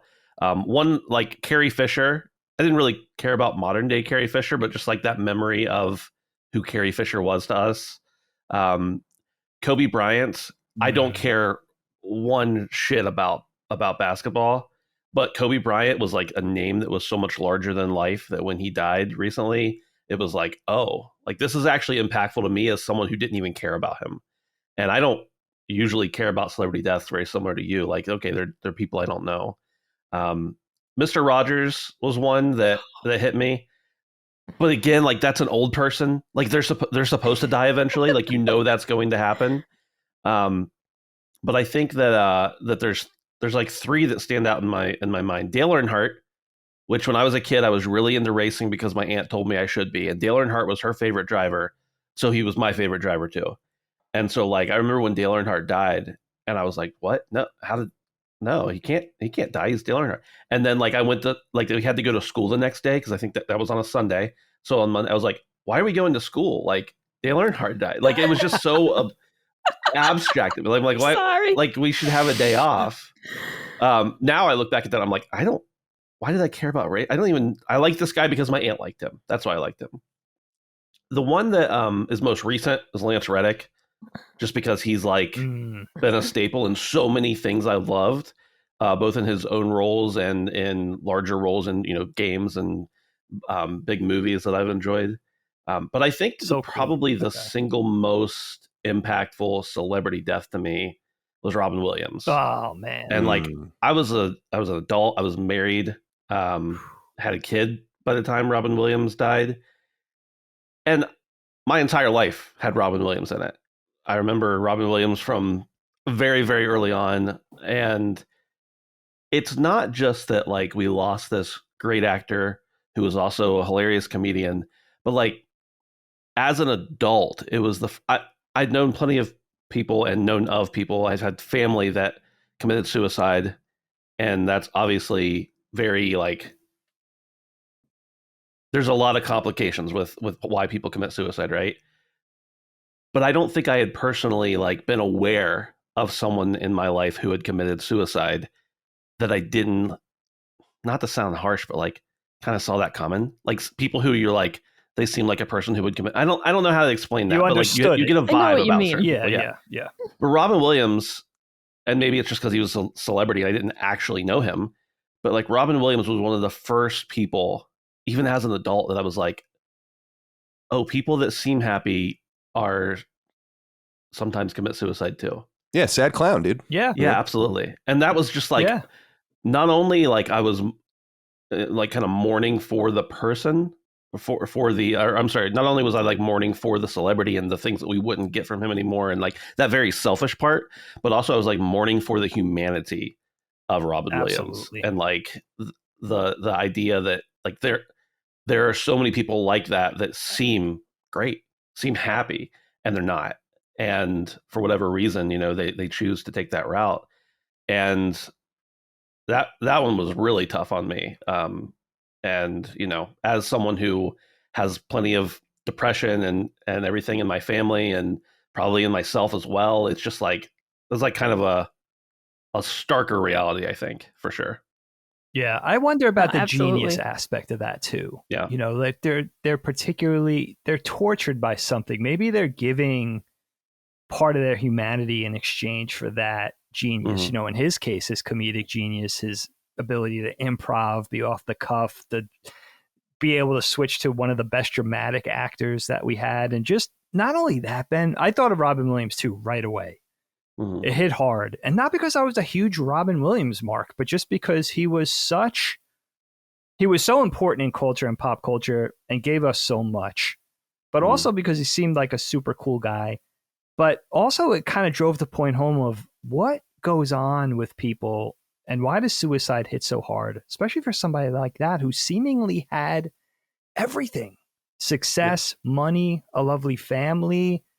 It's one of those elusive things that's hard to articulate, but it's like, wow, if Robin Williams could commit suicide, and listen, you don't know what goes on behind closed doors, what the secrets are, whatever he was harboring, whatever kind of life was going on that we didn't see, when the cameras were turned off. But yeah, suicide is that's a tough one. But I always do, I think of guys like Hemingway, Sylvia Plath, like some of the best people at their respective crafts. It's like, what are they exchanging in terms for, in exchange for their skill and their talent? And does that come with a modicum of torture, or I don't know what? Mm-hmm. Robin Williams is an interesting one because he didn't die yesterday. He's been dead for years. And it's one that's still on the top of, I think, many people's lists. So yeah, sorry to interrupt, but yeah, I thought of him. No, that's good. The only last thing I was going to say is, like, I also have this thing that switches in my brain sometimes when I see an actor or a celebrity in general that I'm like, oh man, they're going to die soon. And not like they're sick or something, like you just know, like, for instance, the one right now for me that anytime I think about them is Clint Eastwood. Now in my head, Clint Eastwood's going to live forever. And I mean, he's incapable of dying, but like eventually Clint Eastwood is going to die. It's going to be controversial when he dies too. Yeah, and absolutely. Because there's unfortunately, there's a remake of his legacy, of course. But right, people like that who like have just been a part of culture for so long that you're like dreading when they die. Yeah, even they're not dead yet. You should still be celebrating who they are, but like, oh, I know this person's. It was kind of like Dick Clark dying, Yeah, like after. He's just like, oh, it's fucking Dick Clark, yeah, exactly. Rockin' New Year's Eve. Yeah, exactly. Like he's just around, or I felt the same way like Casey Kasem. It's like, oh, that was sad. Yeah, it's like that was a weird one.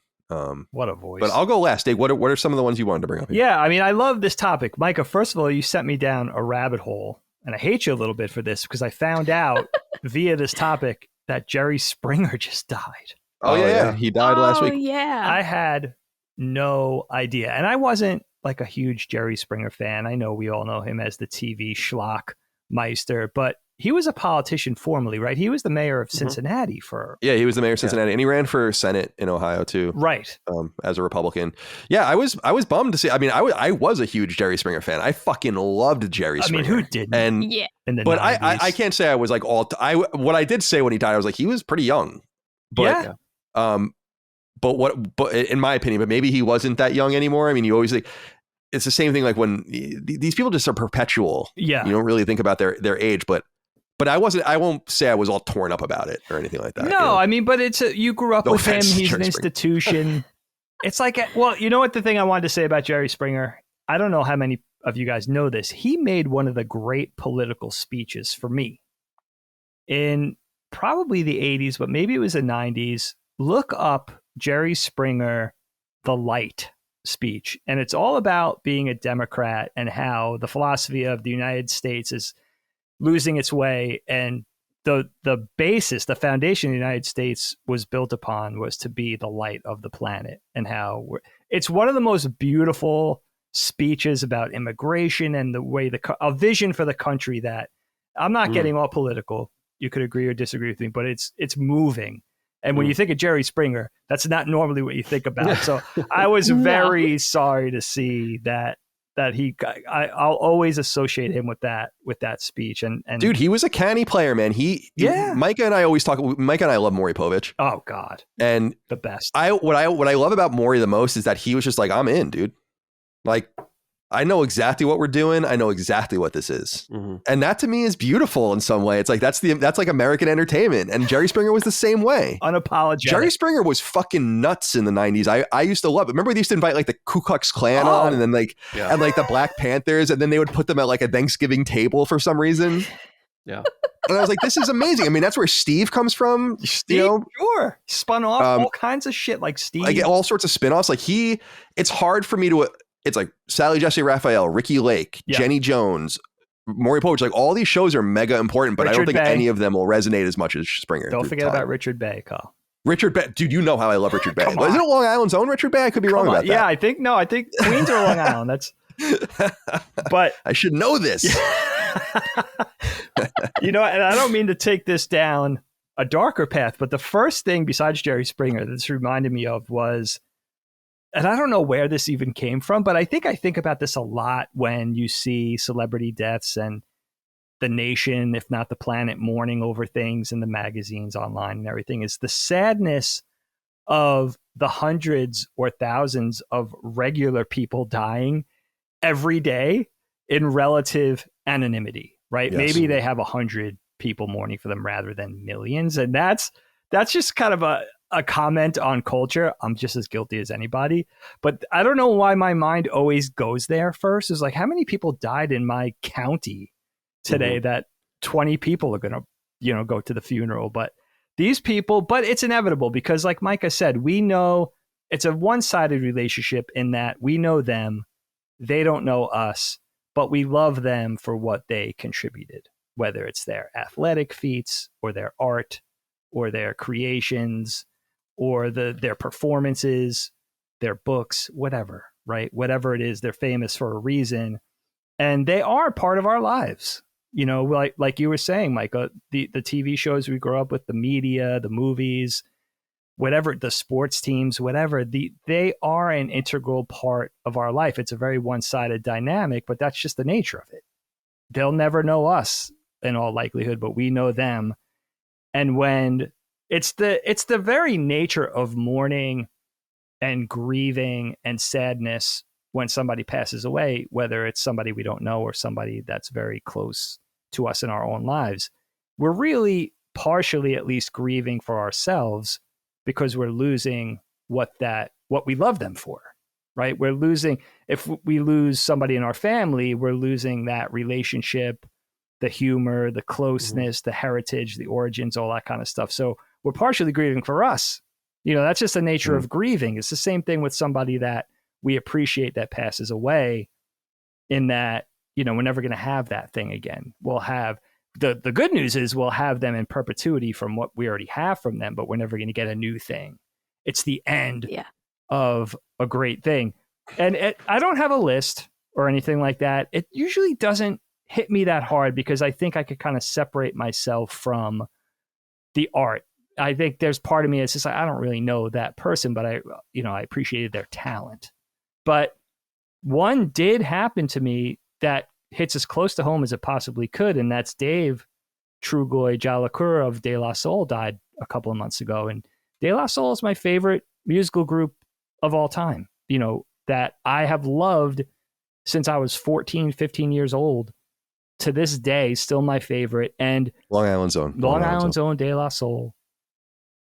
Not only the best hip hop group for me, but the best musical act for me. I've seen them a bunch of times in concert. I got to meet them a couple of times briefly, and their art, what they created and gave to the world, means so much to me, and that never subsided. And the sadness in not having Dave anymore is that even if De La Soul goes on with Mason and Paz, it'll never be the same again. You'll never have that same threesome. Maybe there'll even be another person inducted into the group, but it'll never be Dave. It'll never be Trugoy, who I've loved since 1988 or whatever it is. So that one really did hit close to home. And then the other thing I thought of was the ones that I missed altogether, that I never got to run parallel to, that passed before I was born, that I would have loved to have kind of dovetailed with in my life and seen them in action rather than just have their albums or have their films or their TV shows. And that's Walt Disney, who died in late in 66, I think. So he died, 7 years before I was even born. I would have loved to inhabit a planet with Walt Disney at the same time. That would have been amazing for me. Pablo Picasso, who died like 4 months before I was born, one of my favorite artists, one of my biggest inspirations of all time. Jimi Hendrix, who I think died in 1970, would have been another one. And guys like Hemingway and Faulkner, who I think died in the 60s. I will never get to see Babe Ruth hit a home run. He died way before I was born. I've always been fascinated with JFK. Of course, we all know when he died. And then other people. Thanks, CIA. Thanks so much, CIA. And by the way, Martin Luther King. Yeah, thanks for him too. And Malcolm X and possibly James and RFK. Baldwin. Yeah. Everybody FBI, else I you admire in the civil rights movement. So thanks for that, CIA. They had a substantial kill list at that time in the 60s. So my whole list is a CIA death, assassination list. That's right. And now next me for saying now they're going to get you. Hey, listen. If you see a little red dot, you know what it is. It's just dancing around on my forehead. Maybe get background checks for those cleaners you have. I know. She comes in with an Uzi one day. But you know what the other thing is that I was thinking is pretty morbid is the ones that I know I'll be moved by if I do happen to be around and still be alive when they pass. That I know will have some sort of profound effect on me. Mm-hmm. Mm-hmm. One, which I don't think we have to worry about because he's younger than me, is Derek Jeter. I spent so much time with that man for the better part of 15 years, and he'll never know me, but I spent countless hours with him, whether it was in front of a television screen or in Yankee Stadium or other ballparks. And his legacy and what he did meant so much to me and was such a big part of my joy for so many years that if, God forbid, I ever see Derek Jeter go, I don't know if I love him. I don't know if I love him enough to say, I hope I die before. I love that. I think you do. I love that. I think you already did. But maybe, I don't know. I mean, he's worth more, let's be honest. There'll be a lot more sadness if Derek Jeter dies. So maybe I'll take one for the team in that case. I don't know. But other ones I thought of was Steven Spielberg.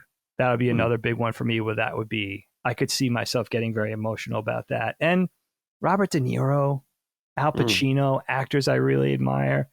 Cormac McCarthy, because he's old. Soon. Maybe the best writer we've ever had. I've been listening to a lot of Cormac McCarthy audiobooks. And, I love classical literature. I love Faulkner. Give me The Sound and the Fury all day long. I just think that era of fiction is still unparalleled. Cormac McCarthy might be the best that ever lived. I'll be listening to an audiobook of his and, it'll be a certain passage and I'll be like, what? I'll say out loud, what the fuck? Like, that's how good the writing is. We said it when we didn't do Blood Meridian. What do we do? Oh, No Country for Old Men. Yeah. And we said that, like, where he's so good that he doesn't even have to follow the normal rules of writing. It's his own like he thing. doesn't use paragraph structure or anything. He just does whatever he wants. No quotes. He just writes. And everyone's like, yeah, this is great. Why is this so good? And I totally agree with you. Yeah, he's old. He still types on a fucking typewriter, I think. Yes. Yeah. And he does what he does, Kyle? He has been more open besides his notorious Oprah Winfrey interview, which is like one of the only things he's ever done since the 60s.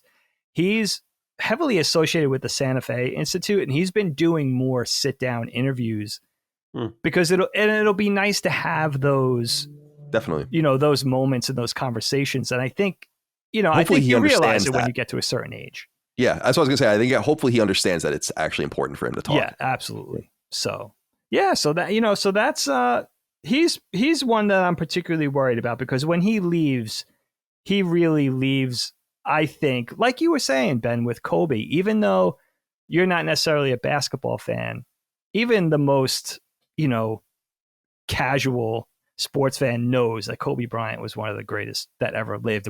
Dude, that was horrible. And that was a horrible thought it was a death. prank. That was a tragedy because it was an accident.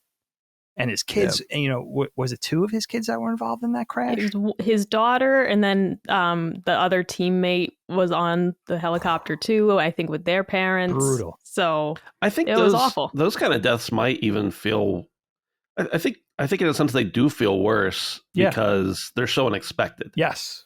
Like I said about Mr. Rogers, like Mr. Rogers theoretically should have been the most important person on that list to me, because not only did I watch Mr. Rogers every day up until like I was an adult, but like I watched Mr. Rogers religiously with my grandmother, who also is dead. Yeah. And like that should have been even more of a, but he was old. I knew he was going to die.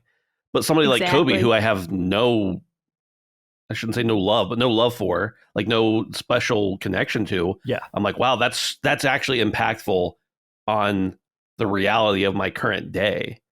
The everyday life kind of thing. Sure. You feel robbed. You do feel robbed because especially somebody like that at that level of their thing, it's not going to be replicated. In all likelihood, it'll never be matched, or at least not in the same way. We did have, though, Kobe, the Black Mamba, and we did have, though, the White Mamba, Brian Scalabrine. So in a way, his legacy still lives on today. Scalabrine. Yeah, best to ever play the game. The Kobe thing was, I remember being startling. I was like, what? Yeah. I can't say I was like, I'm not a huge basketball fan. So you're sad on a human level for anyone who dies when you hear about that stuff. So I'm not going to say I was like knocked out or whatever beyond that. But I remember being like, that's fucked. Mm-hmm. Because he was just a kind of a person. And especially when I lived in LA, it was, he's like a king there. Institution. Yeah. So it was very, very weird. I'll go here, and we don't have to linger too long. But first, I want to say, Dake, shout out to the Yankee thing, because when Andy Pettitte dies, I'll probably kill myself. Oh. Nonetheless, you think about all these, like Bernie and Paul O'Neill and those guys, Yeah.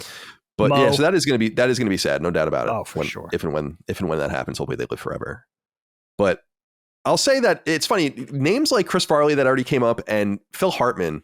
Yeah. Were the first 2 deaths when I was a kid that I remember being like, oh, because I watched Saturday Night Live and stuff like that. I watched it since I was a little kid. I loved it. I mean, SNL kind of, and I don't say this as a boomer, SNL sucks now. It's funny sometimes, but there really was a time when SNL was funny week after week, skit after skit, year after year. And we were lucky enough, all of us, I think, maybe to a lesser extent, Micah, but I don't know, where we were around for that, Adam Sandler and all the amazing things leading all the way up into that mid to late 90s, cowbell era and all there. And so just being around those guys, like that troupe and all of the people in their orbit, you knew who they were and you noticed it. And it was a bummer because like, I remember Phil Hartman dying right when that game Blasto came out. And we talked about that recently on an episode of one of the shows, where he was the main character of that. And we were talking about it. It was on the PlayStation All-Stars episode, I think, of Sacred Symbols Plus. And I was like, Blasto probably would have been something, actually. Like, it probably would have been its own franchise if Phil Hartman died, like, right? I think the game came out after he died, if I remember correctly. Yeah. So that was interesting. But the ones that I remember being upset about, I have a list. There are 8 of them, I think I wrote down, maybe 9 or something like that. There are 2 from college, actually from the same year, that I remember hitting me really hard. For different reasons. Rodney Dangerfield died in 2004. And I became a really, really big Rodney Dangerfield fan in high school and into college. And I think he's fucking hysterical. I mean, we go into that. We talk about him for hours on Knockback for no reason. I don't even know why he comes up half the time he comes up. But, I don't get no respect. Like that kind of stuff, take my wife, please. It was style humor. It's brilliant. And I think his performance in Caddyshack specifically is one of the great comedic performances of all time. Yeah. He is absolutely nuts in that movie. And that the people that made the movie thought they were so funny that they made it about him during the production, knowing that it was he was like the star, I think it just says everything about him. And I remember when he died in 2004, it was sad. And that same year, Pat Tillman died. Mm. And I was going to bring that one up. Yeah, and everyone knows I'm a huge football fan. I've been a really big football fan for probably about 20 years. And before that, I was a more casual fan, I would say. It really was like late in high school, early in college when I really, really, really got into football. And it was around that time that he died. And, he has like a statue outside of Arizona Stadium and all of that, which he should, but that's some fucking deep selflessness. It is extra sad that he died from friendly fire and all of that. And that's its own thing. It doesn't really matter because the point is that he walked away from literally, I think it was $1.2 million a year at that time to just go fight in Afghanistan. And that was crazy. And so when you think that could have gone a different way where he came back and even played again or came back and was a hero or some sort of figure. And so that was a life cut short. And I remember that very well. And then others that I wanted to bring up. So maybe the one that got me on this list that got me most upset was when Scott Weiland died in 2015. Scott Weiland's the singer of Stone Temple Pilots, also the singer of Velvet Revolver. And I don't, because 311 and Dredge just come up all the time because they're like my favorite bands, but Stone Temple Pilots is one of my, and as people in my life know, Stone Temple Pilots is one of my very favorite bands. And the record Purple, absolutely phenomenal, like some of the best records ever made, some of the best rock records ever made, like front to back. And I like Tiny Music and Number 4 and all the rest as well. But you kind of knew Scott Weiland was going to die at some point. I mean, it kind of reminds you a little bit of Bradley Nowell from Sublime or Lane Staley, where it's like, this is going to happen. And if anything, Scott Weiland lasted way longer than he should have. And I think that was kind of the takeaway was Scott Weiland has been strung out at that point for 25 years or more. And part of that is the talent, but when he's like gaunt looking, I saw them live. I was blessed to see them live in Berkeley. And it's gone and he's like barely able to move and all of that, but you still love him. And then there's sometimes when he has energy, and they found Velvet Revolver, which was basically Guns N' Roses with a new singer, which was awesome. And I loved that as well. And I got to see them. And it really just hit me hard. I was like, that sucks. Cause he's great, man. Go listen to Sex Type Thing or go listen to Plush or Cracker Man or something. I mean, these are fucking bangers. I mean, these are bangers, banger rock songs. So I was really, really bummed when he died. The next year, David Bowie died. And that was a bummer too. And David Bowie died of cancer, which was kind of a bummer. I mean, Scott Weiland OD'd, but David Bowie died of cancer. And that really made me sad too, because I fucking love David Bowie. I mean, Dagan knows, my family knows it's a joke in my family how obsessed I am with Labyrinth, the movie. That's where it started. And I've been my whole life obsessed with that movie. But beyond that, and his crotch, of course, in that movie, but beyond that is the music. I mean, the music is phenomenal. I still listen to David Bowie all the time. And I really loved his androgynous, very futuristic. He was an embrace of a lot of things that are taken for granted, like stagecraft style things, like face paint and alternate characters and being like just some other dude and you don't acknowledge that you're really that guy and that. He was doing that shit before anyone. I mean, yeah. And I'm not saying like people think Slipknot or something started that. And I'm not making fun of that. I love Slipknot, but it's like that shit really starts even before Kiss. Oh, even definitely before Kiss. Like it's very interesting. And so I was sad when he passed.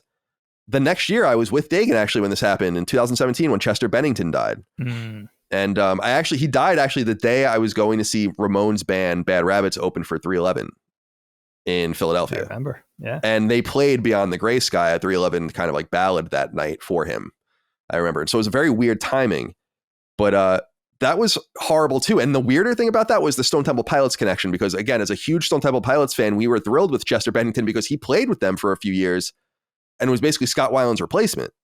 And then he fucking died, And so it was really fucked up and sad. And Stone Temple Pilots still plays again. And that's fine. I mean, Scott Weiland wasn't really writing a lot of the songs. He was writing a lot of the lyrics. It's not like, it's kind of like Lane Staley with Alice in Chains, where you can imagine a world where they play, and they do play without him. So that really hit me hard because I love Linkin Park and Hybrid Theory. I'm of the age specifically, I think very specifically, where Hybrid Theory was like a high school record that came out when I was in 11th grade, you know, and everyone listened to that record. I mean, that record. Yeah, huge. It was huge. Hybrid Theory was just fucking everywhere, and everyone's car, at every party, at every ice, you know, hockey game on the arena, at ice arena, anywhere. And so I think for a lot of people that was weird because even if they didn't follow him after that, it was very much in the mainstream and almost one of the last analog mainstream bands that I think was able to infuse itself into the society before we really went into a digital thing. And I think even they got lost in that. So that was a bummer. Chester Bennington was on my list as well as a few other musicians. It's always just, I want more music from them as a group, but I'm glad they don't make more music because it can never be the same. You Linkin Park you're talking with about. the frontman. Yeah. No, they can't do it. Be the same. No. Do you guys get? I don't think so. Well, first of all, I have to say, Kyle, with David Bowie, I think that was our last tether to a possible immortality. If he wasn't going to be, maybe Ozzy. Maybe Ozzy won't die. That's going to be I don't care about Ozzy or Black Sabbath at all, but that's going to be hard for everyone, I think. Yeah. You know? That's going to be a rough one. But I was going to ask like with Bennington and Suicide and, you know, you guys being big fans, is there an anger with that comes along with that? Like you robbed, not only are we robbed of you, but you robbed us of yourself. Yeah. It's kind of, I mean, I just look at it as it's like, damn, you're that sad. I mean, it comes through in your songs, I guess, but why Suicide is just, it's what Ben said. It's you can't even, I know I'm not this kind of person that's like, it's the coward's way out or anything like that. I don't believe that at all. I just don't understand making such a final decision. Like you make that decision and there are no more decisions. Yeah. Mm-hmm. And that's why that's kind of the point. No, I know that, but to me, I don't think people think about it all the way through sometimes. Like, yeah, no, it is the point, but it's over. Mm-hmm. Like there is no good. There's nothing after that. It's just over. And to me, that's why I tried to explain to my own psychiatrist, you know, you try to gauge those things when you're seeing these people and they ask you how you feel about these things. And I can say, I can earnestly tell you that I've never been suicidal. Like that's never been a resonant thing with me. So I've been deeply depressed, deeply in angst, wanted to disappear off the face of the planet, but never thought about ending it, knowing on the other side of that is like, well, that's just finality. And I'm not ready for that. Yeah. You know, so that's like, it's hard for me to think about it again, because we don't know them. But like, you think about it sometimes with these people, like, where were the people around you? Mm. You think about Scott Weiland, for instance, and you appreciate that he's an adult and he can do his own thing, but you wonder, like, how long does a dude have to spiral out of control before someone tries to do something? And I know that people tried and there's attempts and breakups and all these different things, but I don't know. It's sad for me from that perspective. I'll go through the rest of these quick. It's a few months later, I think, after Chester Bennington died, or maybe it was a few months before, actually. It was it was a few months before. It was Chris Cornell. Mm. And I was like, what the fuck, dude? You know, Soundgarden, Audio Slave. So Audio Slave I like Audio Slave, but I love Rage Against the Machine, and that's Rage Against the Machine with a different singer. And by the way, Rage Against the Machine is getting inducted in the Rock and Roll Hall of Fame, the first rap rock act to ever be inducted into the Rock and Roll Hall of Fame, which is awesome. For sure. And I love them. I should do a whole episode on them at some point. But that was Chris Cornell dying. I was like, this is insanity. And what I remember about that was that he died right after a Soundgarden show. Like they played a show and then he went and killed himself. Like, and the thought was that he was telegraphing it or something on stage. And like, I think there's videos of the last show and all. It's fucked up. And then the next year, Anthony Bourdain died. Also killed himself. Terrible. And it's like, I became familiar with Anthony Bourdain because people told me over and over again that I looked like him. And I personally don't really see it, but so many, and I've said this on the show in the past, I know people know this, but so many different people have told me that in the past that I was like, all right, who is this person? This was a long time ago. And I became familiar with him, and Kitchen Confidential became one of my very favorite books. I mean, that's an amazing book about being a cook, like not a chef, but a cook. Yeah. Mm-hmm. And it's amazing. Just about the drug use and the fucking sex and just the debauchery and the crime and all of that. And it's a famous book. And then, of course, all the things he did with his documentaries and his shows and all of that as well. And his different media appearances as well. But that was really sad. I was like, damn, dude, like the Anthony Bourdain was a tough one. And then I want to end with this one. This was the one I probably took maybe the very worst out of all of them. And it's the most, what you might call obscure of them. But in February of 2021, a man named Chris Wessling died. And Chris Wessling is one of the hosts of a podcast that I've listened to for years called Around the NFL, which is maybe the biggest NFL podcast in the world.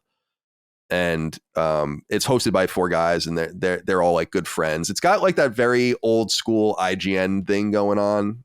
Something I think we kind of capture a little bit on our shows in some way.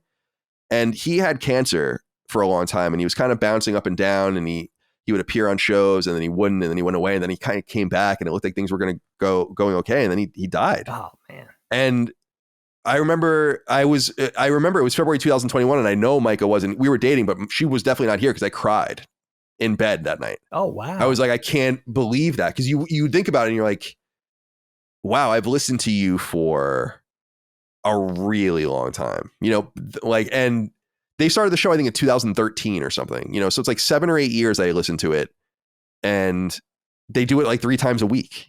So you just get to know these guys, and you just get to know them. And Michael listens to the show now, but she doesn't even know that era of the show. Like where there was a fourth person of the show, and they named they're at NFL.com. So they have big production, and they named their studio the Chris Wessling Podcast Studio, which they introduced at the beginning of every show. Cool. Was he young, Kyle? Was he a young guy? He was probably in his early 40s, I want to say. Way too young. Ugh. And so they've all been together. Like they all kind of came up in the media together. So they're all really good friends. And it was just a complete devastation of the show. That's a mess. And like where I think I don't know if there was a question that they would do it again, like if they would keep doing it, but like how could you come back or whatever? Sure. And so that's probably, he's the least famous person, but he is famous. I mean, he was a famous podcaster, much more famous than we are for what we do. But that was like a real bummer. And that actually hit me like hard, like where it wasn't teary eyed or you're bummed out for the day, where I was like crying like a baby. Colin, kind of along that same line of like minor celebrities, for me, and somebody who you're probably at least familiar with, was Ryan Davis. From Giant Bomb. Yeah, that was probably the first games industry one. Yeah. And that one, like, I guess it's ever so slightly different for me because he's someone I had met, and like not like we were buddies or anything, but like I had met him multiple times. We had a drink together one time at an event in 2011 at PAX East in Boston. Like there was more of a connection there, but I remember when he died, my wife was like, why? She was like, okay with me, but she's like, I don't understand why you're so devastated. And I was like, I don't either. But like, this is someone who's like within the orbit that I'm in, and someone I had met, and like the way he died was so sad, and just like, randomly in his sleep.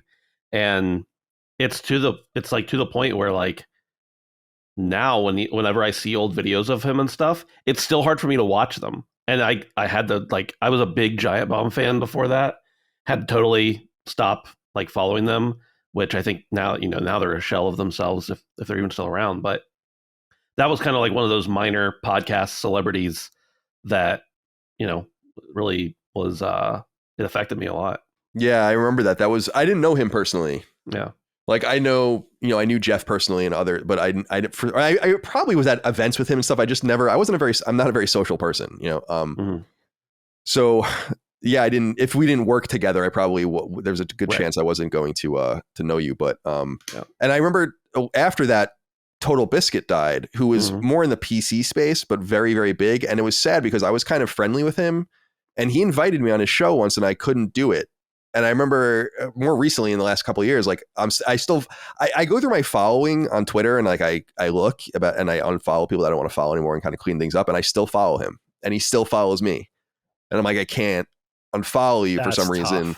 And then even though we weren't like boys or anything like that, it's just weird. And then I remember looking at the DM, and it's like still there. It's like, it's so eerie. That is, Yeah. So yeah, there's been some consequential deaths, and the guy, Mike Fahey, who worked at Kotaku, passed away, right, as well. And did he really? We make fun of Kotaku all the time, and Kotaku sucks, but he was actually there for a long time and was not one of the people that was. I liked him.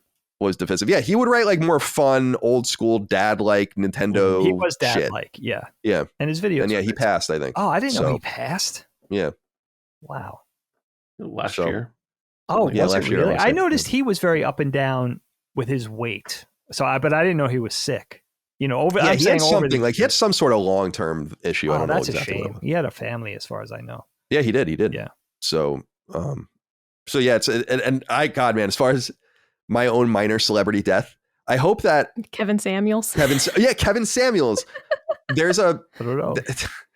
Kevin Samuels was this. He passed away suddenly last year, but he was this YouTuber, really famous black YouTuber for black men, and for some reason, I just started watching it one day, and dude, it was.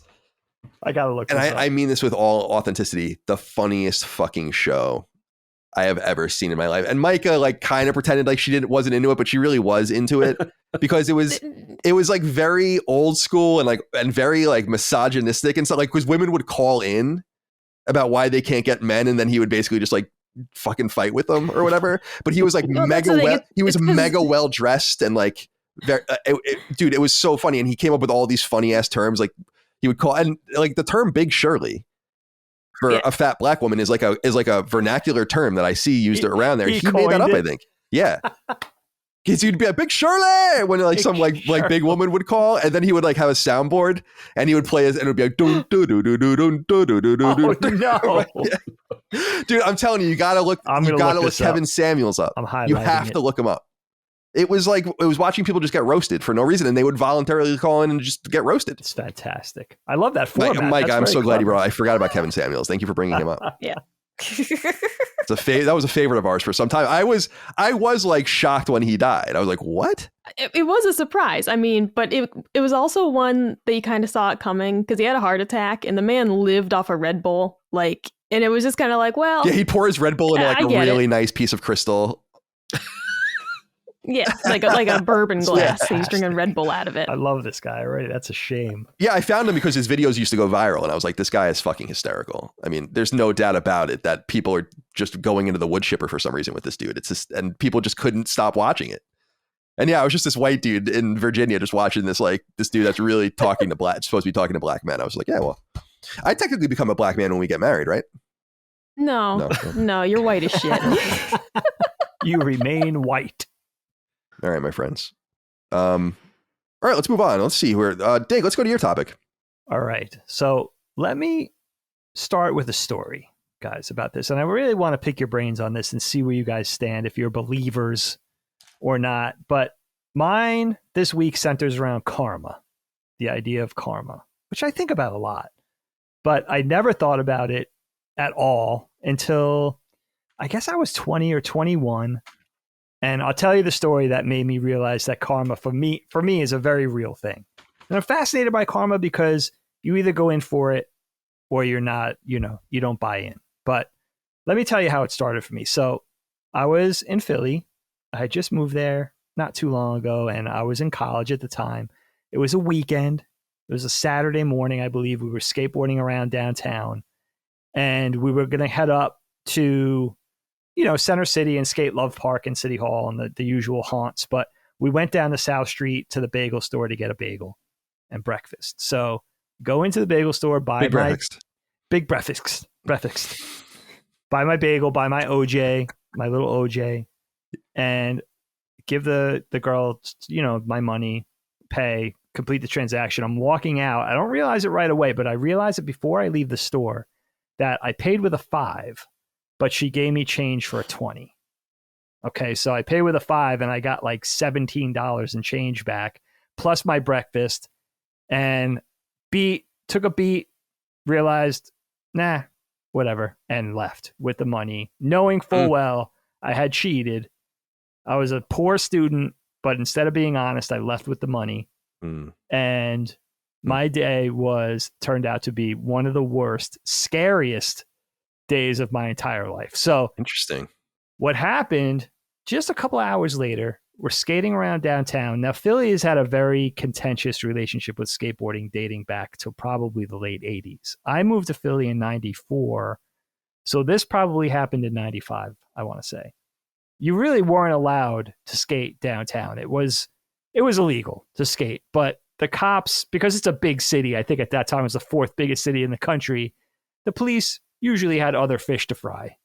But there was a time period around this time that they were really cracking down on skateboarding under the current mayor, Ed Rendell, whose son, ironically, was a skateboarder. It was weird, but we knew going and skating at least Center City, like particularly the spots that were well in view and very touristy, like Love Park and City Hall and everything, were going to be a problem, but we did it anyway. So we're skateboarding City Hall, the cops come through, and usually the routine was they would drive their vans or their SUVs, a couple of them, and they would surround the park strategically and walk through. They weren't really chasing you or anything. They would just kind of corral or herd the skateboarders down Ben Franklin Parkway, away from, like, towards Logan Circle and away from the infrastructure, away from the parks. But on this particular day, it was like SWAT tactics. They surrounded 3 times as many cops as normal, surrounded the park with vans, and me and my friend Brian take off.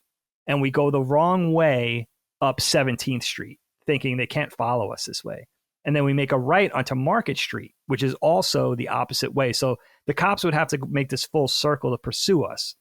So we get away. We're kind of running from the cops. They seem to be a little more serious than usual, so we're suspicious and nervous. And we kind of rest at this plaza, this marble sort of skyscraper plaza on Market Street a few minutes later, thinking, all right, we got away, kind of wipe our brow. The fucking police SUV turns the corner Starsky and Hutch style. Sirens blaring, lights at full tilt, screeches, chirps around the corner the wrong way against traffic, and is heading right for us. It was no doubt that they were coming right for us, standing on the sidewalk. So, like, what the fuck? Drives, we kind of froze at that point because we thought we were home free, not realizing, first of all, let me also reiterate, there was probably 100 skateboarders that, at least, that kind of spread out into the city. So why they, the bad luck of just pursuing us too, right? The guy heading down Market Street 75 miles an hour, the wrong way up traffic, pulls onto the sidewalk, is driving on the sidewalk. Now, this is where the big buildings are, the skyscrapers and stuff. Gets out, pulls right in front of us. We're standing there. We're not even running at that point. Gets out. They cuff us, hands behind the back, throw us into the car. Happens to be 2 black police officers, super angry. Now they're super pissed because we ran and they had to do this thing. They're super hot under the collar. I never dealt with police that were this angry before. And get us into the back of the SUV, take off. They're driving now, still the wrong way down Market Street. They're just going way too fast. We're cuffed. I have a steel plate in my arm at that time. I broke my arm a few years before, but the plate was still in there. And I'm telling him, like, officer, can you please loosen the cuffs? Like, I have a pin in my arm and it's like kind of rubbing it. It's killing me. He's like, shut the fuck up. And they're giving us this whole bad cop routine about go back to the suburbs and put on your sweater and play tennis. It's not only anti-skateboarder, it's anti-white at that point. And they're not being funny. There's nothing Bernie Mac about this. Like, they were being, I was like, holy fuck. We got like 2 racist black cops. I don't know. They're on this like white boy thing. It was scary. It was actually really frightening. They take us back to Love Park and strategically park in a spot where they take us out fully cuffed and sort of prop us up on the sidewalk. So everybody in Love Park, the skateboarders are now returning to Love Park. So everybody could see us. So they're making an example out of us. And then they take us to this underground passage. Philly, at this time, I think it's still the same way. There's underground subway passages that have long since been unused. And they're just vacant, narrow tunnels underground that I know the homeless use in the winter, but I think this was the spring. So they take us down underground to a bench, literally, and cuff us to the bench. There's nothing else down there. They take us down to like the recesses down there. Maybe we're walking for 5 minutes. It's dark. It's dimly lit. And they cuff us to this bench and they're reading us the riot act about, we're going to arrest you. We're going to throw you in jail. it was reaching levels of hyperbole that I knew at the time were ridiculous, but these guys were so serious that we were shitting.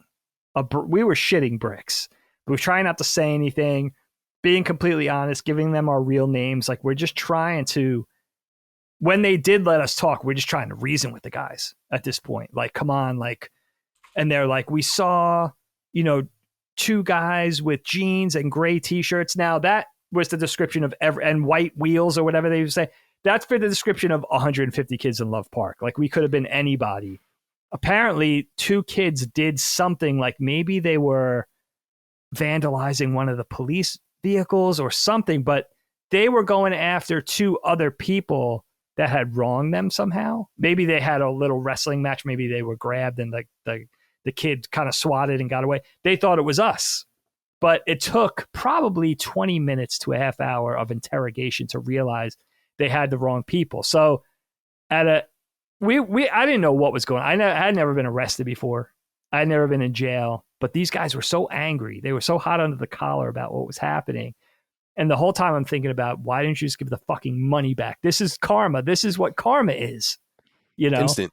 Yeah. And eventually they realized we were the wrong people. I think they were also somewhat physically abusive with roughing us up a little bit, just the way they were grabbing us and kind of maneuvering us because we were cuffed and everything. I think they started to realize it was becoming like, police harassment. And I think they started to back off it while also realizing we were the wrong kids. They were going after somebody else. And it turned slowly into this very amicable, going from like, go back to the suburbs to like, oh, how long you guys been skating? It was very odd, but we were just going with it because obviously they were thawing and we were going to get out of it. So even though it was weird at the time, we just kind of played along with it. Oh, we've been skating for a long time. This is what we do. I work for this magazine and my friend, I was managing the skate shop at the time. So we got into this whole conversation and eventually we were let go, but it was such a terrifying ordeal that I'll always think about. I'll always be a mark for karma going forward because I really do now, because of that, believe in that energy and realizing like it was wrong, right? And here's the fascinating thing though, before I hand it off to you guys.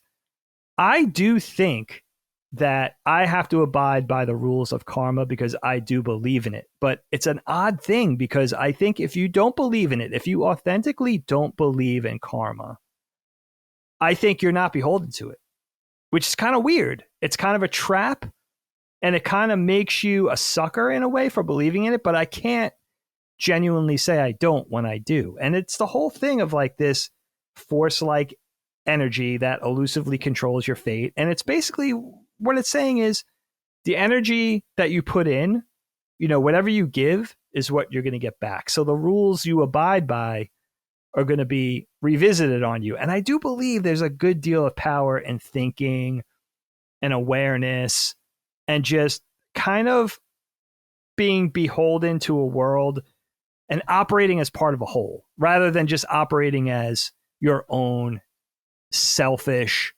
entitled entity. In other words, I think your attitude and your philosophy and your mindfulness and your mindset of consideration, like I live in a world with others, so do unto them as you're going to do to, as you'll have done to you. And if you live that way, you'll get that energy back. But if you wrong people and you're dishonest and you steal and you cheat and all that, you're going to get that back. Here's the other thing, though, that makes it weird. And I think it makes it weird and hard for people to believe in is that I think the whole backbone of this philosophy of the mantra of karma, right, is beholden to time. So let's say I go steal a car. I know it's wrong. I steal a car. I take it to the chop shop. I get my money, whatever. Do it, no balls. Maybe you would say, well, I did that 10 years ago. No one ever stole my car, but maybe it's going to happen in another 10 years. That's the thing. There's no prerequisite. There's no statute of limitations for time. So I do believe if you do something, you're going to get it done back to you, but it might not be tomorrow. You see, that's the thing that I think makes it for people. That could happen to me when I'm 90, but it's going to happen. I do believe that. And the other thing before I hand it off to you, Micah, is why do people only believe in karma with bad stuff? right? In other words, people, and I'm certainly guilty of this. It's like, well, I want to do right by others and live my life in harmony and not, I think a lot of karma is, I think if you defy karma, you're putting yourself before others at any cost. It's all about you, and it doesn't matter what you have to get. It doesn't matter what you have to do or who you have to wrong in order to get what you need or achieve or anything like that. But I think when you have a philosophy of just living in the world, that you kind of acknowledge that it's not just about you. You live on a planet with other people in a neighborhood, in a city, in a state, in a section of the globe. So I do think that I'll forever, because I bought into that and it happened to me, I do think I'll always buy in for that. But it is odd because I think that if you don't believe it, then you're free of it. You're free of the shackles of the karma thing. I'm not sure, even if I didn't believe in it, I would feel good about myself not being beholden to some sort of rule set for society. But Micah, let me hand it off to you first. Where do you stand on karma? Are you a believer? Maybe you have an experience like mine. Go for it. Yeah, no. And this is where I'm a bit of a pessimist for a lot of reasons, having like a really rough childhood. And it's one of those seeing people not ever get their comeuppance. And so I can't believe in karma as some mystical thing that, like your parents beat you, something bad will happen to them later, like for sure. And because it just doesn't happen, right? But I do think that just in the general terms of human nature, people who are pieces of shit, generally their lives don't go very well unless they're exceedingly rich and powerful. Because as an example, it's like, well, if you treat your kids horribly, they're going to grow up. They're going to stop talking to you. They're going to stick you in a nursing home when you're old. You can call it karma, but for me, it's like, it's not some mystical thing. It's like you're a shitty person and everyone around you just eventually comes around to that and says, I don't want to hang out with you. And you're left either alone or you're left with people of your same caliber who are going to make you miserable and then stir the pot. And I think that, yeah, like in that way, they get what they deserve, But it is definitely, it's not a thing I believe in like some mystic sense or some divine energy that, rights the wrongs of the world. Because I am just a pretty dark person and realizing like, man, there's unsolved murders year after year, kids that go missing type thing, kids that are mistreated and their caretakers, nothing happens to them. Seemingly nothing happens to them. You don't, know exactly. But then of course there are examples of like people like Jeffrey Dahmer who did horrible things and then gets murdered in prison, So I do like to believe that in some roundabout sense, if you're just horrible to people, it'll catch up to you. And I think that more is just human nature of eventually people are just going to get fed up with you unless you're paying them a lot of money, unless you're like really rich and powerful, it's probably going to catch up with you. And even then it does. I mean, you look at like somebody like Jeffrey Epstein, I mean, like rich as anyone could be. And that guy's dead now. Yeah. So killed by the very handlers that probably had him seriously. I mean, he was probably killed by Mossad or the CIA. That's what I don't know. And what that feeds into as well is like you can look at it and say, well, his death, essentially the information he had died with him. But it's like, well, people's legacies that were associated with him are still completely tarnished. Like nobody looks at the Clintons without thinking of Jeffrey Epstein. It's just one of those things, not to get political with this, but it just is of like, well, in the end, maybe they didn't get justice in a court for their supposed crimes, but Christ, you can't look at these people without thinking like they're just dirty, rotten people. So more so for me, it's that of I try to just be a good person. I try to just keep my head down and just go about my life without bothering anybody, But it is just a lot of that's just a product of my environment of growing up, essentially being like bullied in your own home type thing. Like school was my happy place. School was the best place in the world because it was not home. And then you go home and you're tormented by your parents until you go back to school.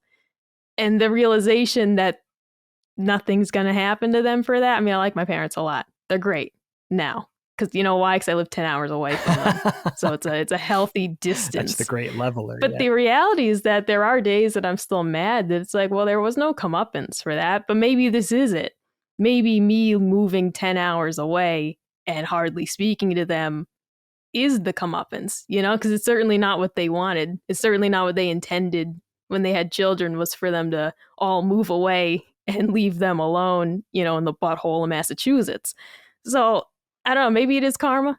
Maybe that is, you know, some roundabout way. I do often reflect on how weird it is that my life has gone so well, because the real reality is that like I grew up like very poor, and I couldn't afford to like go to college that I wanted, or, you know, do a lot of things I wanted to do.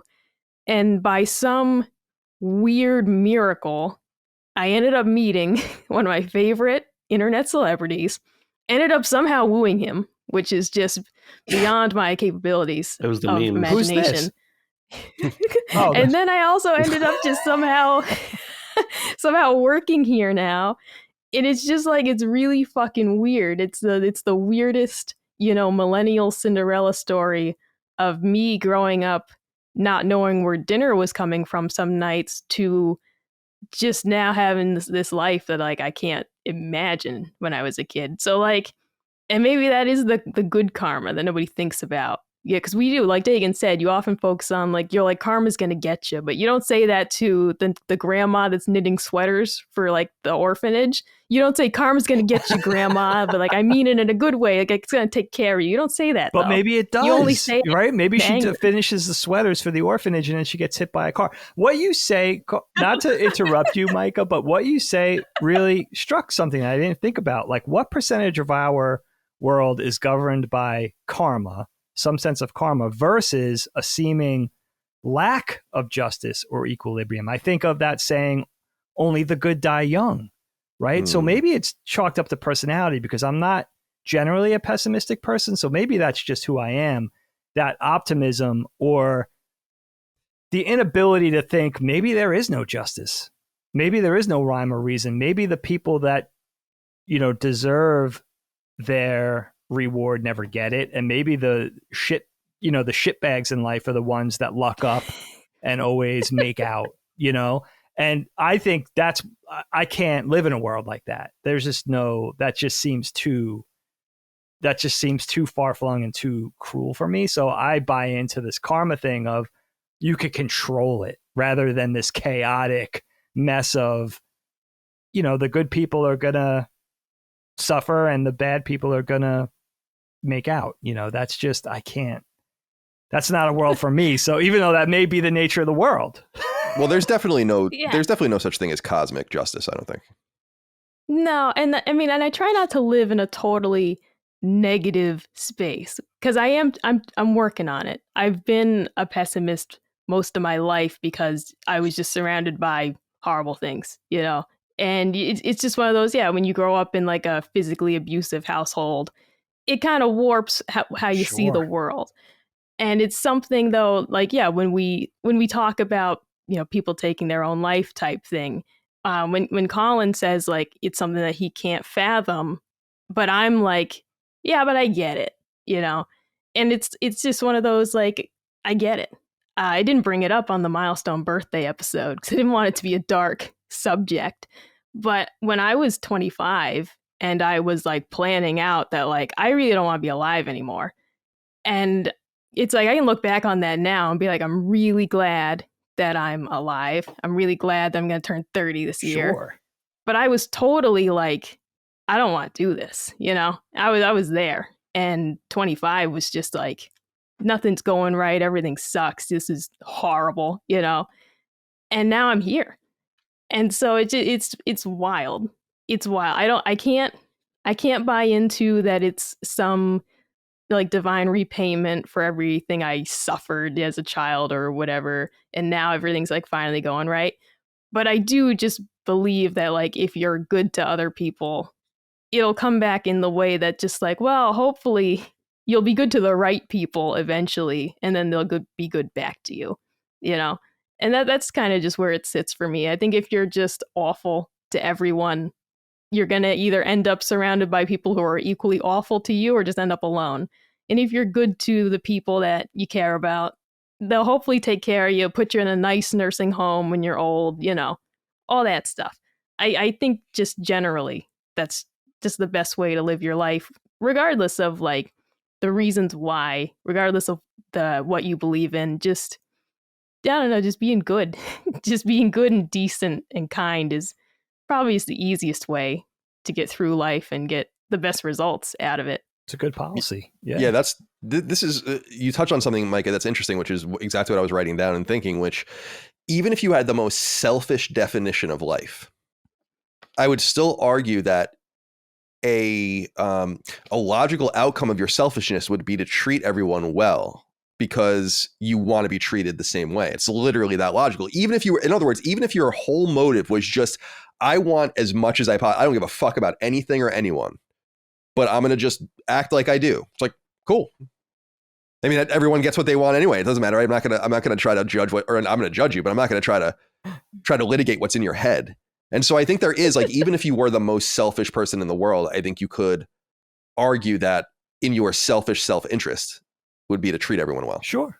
And I explain over and over again, and I think I just like the reference, and I think it speaks to our audience in some way, but I look at everything as dice rolls all the time. I always look at them as dice rolls. And I'm not talking about like craps. I'm talking about our nerdy dice with like 10-sided die and 20-sided die and all that kind of stuff. And think about it. All right. So you just cross the street every day to walk your dogs, but you never look where you're going, right? At some point, you're going to get hit by a car. And those dice rolls are weighted towards you not getting hit by the car, but eventually you're going to get hit by the car. But if you look both ways, the dice are always going to be weighted so that you never get hit by a car, right? And so you make decisions so that the dice rolls are most to your advantage. And sometimes there are big rolls where you can't control everything. So like when I left IGN to found Kind of Funny, or when I left Kind of Funny to found Last Stand Media, I didn't know for sure that it was going to work at all, but they were weighted in such a way where I made decisions and I had experience and stuff where the dice roll kind of like, I kind of like the way I think they're going to lay if I roll them. And I think with treating people, you got to look at it the same way. If I see someone walking down the street, we were talking about this the other week. It's like, I think it's weird when Dagan and I were talking, and I was like, Dagan was saying, how do you acknowledge people when you pass them on the street? I'm like, I always acknowledge people when I pass them on the street. It's weird not to. And then the dice roll is like, so the next time they see you, they're more likely to be nice to you, right? And like, it's a little bit more weighted towards that because of a decision you made, and it's reciprocal. And so I like that. While I don't believe in karma literally, I do believe what goes around comes around. I guess is what I'm saying. Like I totally believe that. And I don't think it's literal pound for pound, injustice for injustice. I don't believe that at all. I just think that when you put that energy out, it's what you guys have been saying. When you put that energy out, you're going to get it back. You're totally going to get it back. I think so. If you're rude and curt to people, you're going to get it. You're going to get it back. You know, if you make the wrong decision and you steal from someone, then don't expect anyone to not steal from you moving forward. Right. It's just little things like that. So I like your story of karmic justice, and I know that story, but it's funny it played out like that, and I'm sure it was a massive lesson for you. My God. But I look back on, I can honestly say with a rare exception, and I brought it up in the past, I think the only person that I ever knew who I feel like I didn't treat well was this girl I knew in college. And I was not mean to her actively. I was just, I didn't care. Right. I was just very callous, and it was wrong and it was mean. Did I pay for it in the future? Maybe. But all I know is that I never treated anyone like that again, with carelessness, without a regard for their feelings. And so if bad things happen to me, and they happen to me pretty often, you know, over the course of life, as they do for a lot of people, I'd like to think that it's not so much universal as it is. It's just, well, that's the way the dice rolled at that point. You did what you could. And that's important to me. So I try to be generous. I try to be kind and decent, and people take advantage of that, and people don't reciprocate that, and people, whatever, but some people do reciprocate it, and some people do appreciate that. And at the very least, I tried. So I think if everyone just had that kind of very it's not a positive mentality because I'm not a positive person really. It's just, it's an affirmative mentality. Yeah. That if you literally just get back what you put, it's what I've been saying when we talk about lawn care and all these different things. It's like, I live my life such that, I try to live my life such that if everyone lived their life like this within these parameters, we'd be pretty well off right now. Take care of your shit, worry about your shit, clean up after yourself, you know, Sure. Have some respect for the noise and pollutants and all the different things for your neighbors. It's like, if everyone just did that, we would all be great. And that's why it goes all back to like that rational self-interest. Even if you just boiled it all down to that human instinct of just taking care of yourself, it still behooves you to treat everyone with like love and kindness. Yeah. When you can. Benefits everybody. And the pendulum swings both ways. If someone doesn't show you kindness, I'm not this Jesus Christ turn the other cheek person. I'm not. I'm like, I make that very clear. I am not, but I will never instigate it. But I'm not the like turn the other cheek and like sometimes I turn the other cheek and sometimes I don't, but that's different, you know? Yeah, that's different because it's warranted and it gets into more of an eye for an eye mentality, which may be right in some circumstances. Yeah, it's not even like the Hammurabi style thing as much as it's like, I'm going to at the very least not ever give you any good faith ever again. Right? It's like, I'm not going to, in other words, it's like, I'm not going to do anything to hurt you. I'm just not going to help you. Right. Or, you know, I see that a lot in the games industry. It's sure. like, that makes sense. Yeah. Sorry. Yeah. You know, so you can drown. I'm not going to sit here and like swish up the water and make it more hostile for you as you're drowning. I'm just not going to throw you a fucking life vest. Exactly.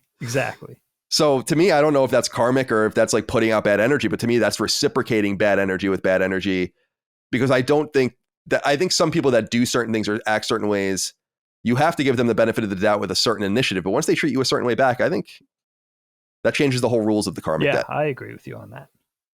It's like how all murders aren't even, you know, or all not even say murders, homicides, right? Or whatever. It's like, well, certainly someone in that group of homicides was killed for a reason. Anyway, Ben, I'm curious what you think about this. Yeah, I've always gone back and forth. Even in this conversation, I've gone back and forth on the idea of karma and what is karma versus what is not. And I think overall, I don't believe in karma as, you know, I don't think we're talking about it in this discussion as the Buddhists define it necessarily, but I think that it's probably a matter of coincidence and confirmation bias a lot of times. Like Dagan was even saying, like, he believes in karma, therefore he must abide by it. Well, that's kind of a confirmation bias. And confirmation bias doesn't necessarily mean it's not true. It just means that the thing you were expecting has been validated. Like we were talking about earlier with like prophetic dreams or something. Like it, you know, it seems like it is that way because that happened one time and you thought it might happen. But I don't know. There's been times when many times when I've been very good to people, whether they knew it or not. You know, been good in secret, been good in public. And there's times when I've been very shitty to people, whether on purpose or accident. We've all been good to people and been terrible to people. And oftentimes, like, I'll have do super nice things for people, whatever, work my hardest for, you know, a boss in my past or something like that, and just get treated like absolute shit. And then there's been other times when I've been kind of a dick and like good things happen. And I don't know that that's like Dagan was saying, I don't know that that's a direct in, direct out. Like, you know, you're building up this little pool here so that, you know, you can drain it later or something like that. I don't really think that that's the case. I guess it really comes back to that whole like old, you know, the very philosophical religious question of all time is, you know, why do good things happen to bad people and why do bad things happen to good people? Like, I don't think there's a energy in, energy out kind of thing. I think that whether you want to call it, whether it's a spiritual God thing or whether it's just a whether it is an energy in the world thing, whatever, I do think that like there is a sense of good and bad, and we are punished or rewarded overall in our lives the way. But I think that's much more like what Colin's saying, is that like when you put out more positive, you tend to get more positive in return. But I think if karma were a real thing, then that would always be the case. And that is definitely not always the case. Right. Like there are many people who spend their entire lives, you know, serving and doing good things, and then they get murdered. Sure. Like, I don't know that really equaled out. Right. Now, No, maybe it they were a really terrible didn't. person in secret. Definitely and you didn't know it. Yeah. But this speaks to, I mean, this is a whole different topic, Ben, but it's like, this speaks deeply to why I just simply don't believe in an active God, right? Because it's like, you're telling me that God's plan was for that 4-year-old child to have brain cancer and die. That's fucking crazy. That's very hard to circle. You know, like that's fucking That's crazy. very difficult. Right. There's no way that can be possible. That makes religion hard. That does. So like, I agree with you that the universality of it, like the mysticism, is probably not there. Right. Yeah. So I don't know. I certainly, you know, I don't know that I have much more to add to what you guys have all said, because I do waver back and forth on it. And as someone, you know, contrary to that, Colin, who's someone who does believe in an active God, I struggle with that a lot. I'm like, okay, I believe, but what the hell at the same time? Like I don't get it. And there's plenty of things in life that I don't get that I know for a fact are true, like dreams, you know, something like that, where it's like, I don't understand this, but I know that there must be some sense of why it's true. And I'm certainly potentially wrong on that too. So, but yeah, I'm much more of a believer in coincidence than I am in karma, I would say, as far as like the way we're defining it here. I just think that if something is true, it must always be true.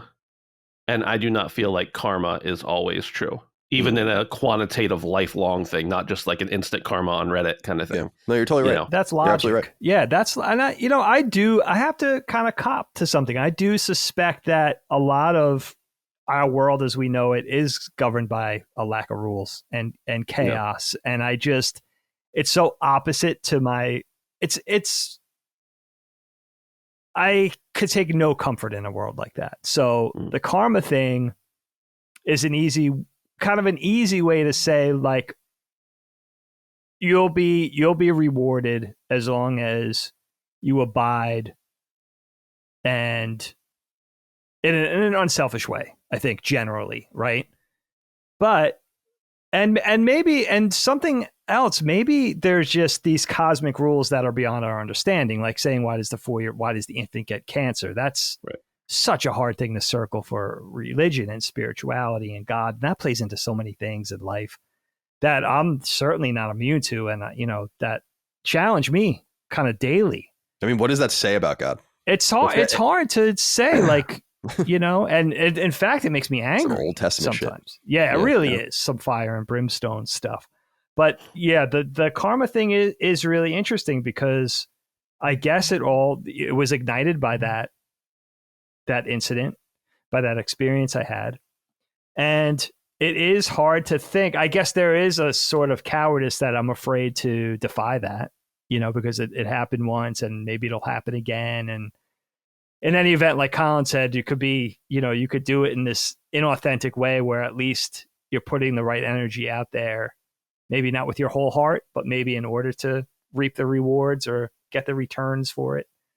But yeah, it really is an interesting conversation, because I really do think that if you just genuinely don't believe it, then you're not beholden to it. But that, again, the time thing is like, let's say I kick the dog, give the dog a good kick for no reason, go outside, find $20 on the ground, right? Oh, I got rewarded. But I do think that you will pay for kicking that dog. Maybe not tomorrow, maybe not next month, but you will pay for it. That's just kind of who I am. That's just kind of, I don't know if it's a combination of the way I was taught, maybe a little bit of the Catholic guilt, and also just my own personality, like my own rule set that I made for myself about how I'm going to conduct myself over the course of this life or whatever.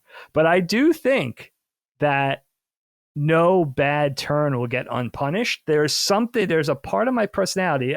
The more I think about it, it probably is a lot of the Catholic guilt, but I do feel that way. And I can't see not feeling that way. It must be kind of freeing not to be shackled by that belief, though, right? You probably make you a pretty bad person, a pretty unsavory character, right? But if I kick the dog and think, nothing's going to happen to me, I'm scot-free, I got away with it. That's liberating in an odd way, but that's not who I am. I think the other thing about karma that's interesting, and this is probably way more deep than we want to go, but like the very existence of karma, if there is a thing, implies that there is a absolute truth of good and bad. And while I do think there is, I also don't know that there is. Like let's take your example of kicking the dog. We would all agree kicking the dog is a bad thing. But just for the sake of the argument, let's pretend like some people think kicking dogs is good and some people think kicking dogs is bad. And there is no definitive. That's a really bad example because kicking dogs is pretty sick. But just for the sake of argument, maybe it was acting up. Yeah, He hit me. But like to say that, like, well, all of these people, and this really gets into religion a lot, but like all of these people think that kicking the dog is a good thing, and all of these people think that kicking the dog is a bad thing. Well, then how does karma repay you? Because one of them must be true. And there are certainly things like that we, some people would say is definitely a good thing and some people would say is definitely a bad thing. And I don't want to erupt a, political, religious conversation over it, but like there are things that people are definitely on the opposite sides of. Sure. And for you to be punished or rewarded for that thing means that there is an absolute right or wrong. And there are a lot of people who believe in karma who don't believe in an absolute truth or an absolute right and wrong kind of thing. And I don't know how to reconcile that because I fall on different sides of that at different points in my life and with very specific different things too. So I think that's another thing that gets me kind of like, in order for karma to be reality, there must be a definitive truth. And those two things are kind of at odds with each other. Right. But it's so interesting you bring that up because this is why I see, when I look around cosmically, I look at the earth or I look at the universe or whatever, I can see evidence of a God everywhere. But when I look at interhuman relations, I don't see God. Right. I don't see like any order or I think there's more God in the speed of light than there is in like love to me. Sure. Because I agree with you that there has to be some sort of truth at the very top of that, Right. So I believe when I look around, it's like, yeah, I can see a deist God totally, but I have a hard time seeing in the weeds of people's karmic relationships with each other and the world around them, where it's like, I don't understand what the rules are here. Yeah, right. There are no rules. Like it's kind of nonsensical. And by the way, there's like diametrically opposed civilizations that are all humans that all think that the other people have it wrong. So some, like you said, like we can't all be right. The Muslims can't also be right, and the Christians also be right, and and even the Jews also be right. Someone's got to be wrong about something they believe. That's where live and let live comes into play. But that's why this is such a unique conversation, because I do think it's like nothing else in that I believe there are two separate groups of rules. Either you believe and therefore are beholden to it, or you don't believe and are immune to it. Which is odd. And I'm a believer, so I'm saddled with more of the challenge of being, having to operate under this rule set, where I think there's people who genuinely are like, karma, fuck that. They are, honest to goodness, I think, free of those bonds, which I think is really odd. And that's what makes this a unique conversation. And like nothing else, there's really no way to reconcile it unless you just go in for that. The world is chaotic. It's random. You could be good. You could be bad. Maybe good things will happen if you're good. Maybe bad things will happen if you're bad, or the opposite. And there's no rhyme or reason. And it's just a roll. It's a crapshoot. Like you were saying before, it's a roll of the dice, Carl.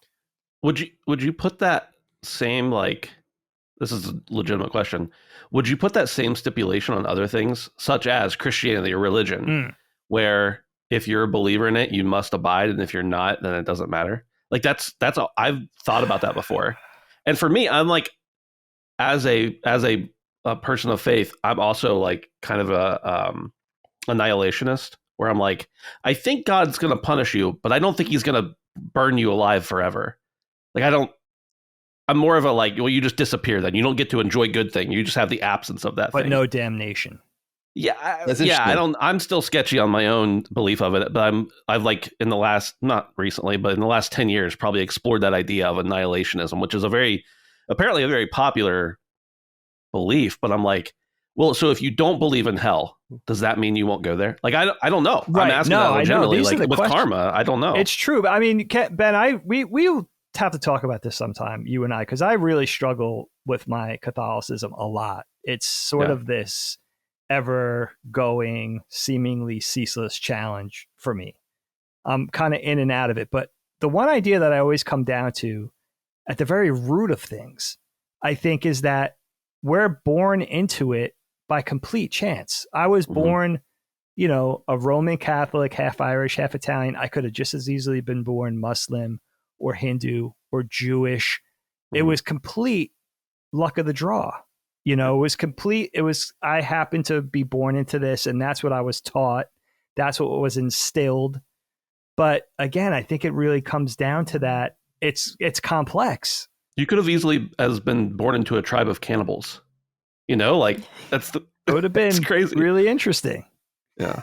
But it's true. I mean, it's all luck of the draw, and that's where the live and let live thing has to, I think, play in on a personal level. But also, that's really where it does get complicated, because at the source of things, if you're thinking about it logistically, only one thing could be quote unquote right. But that's almost too much for me to think about. It's almost too much for me to wrap my head around.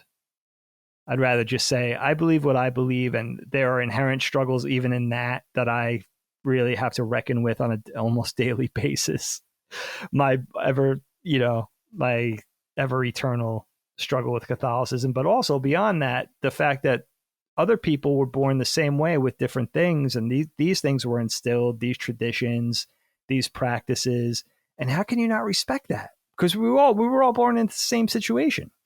We didn't choose any of this. Mm-hmm. Right. So that's a simple way for me to just get to the heart of the matter, I think. And just, well, you could argue God chose it.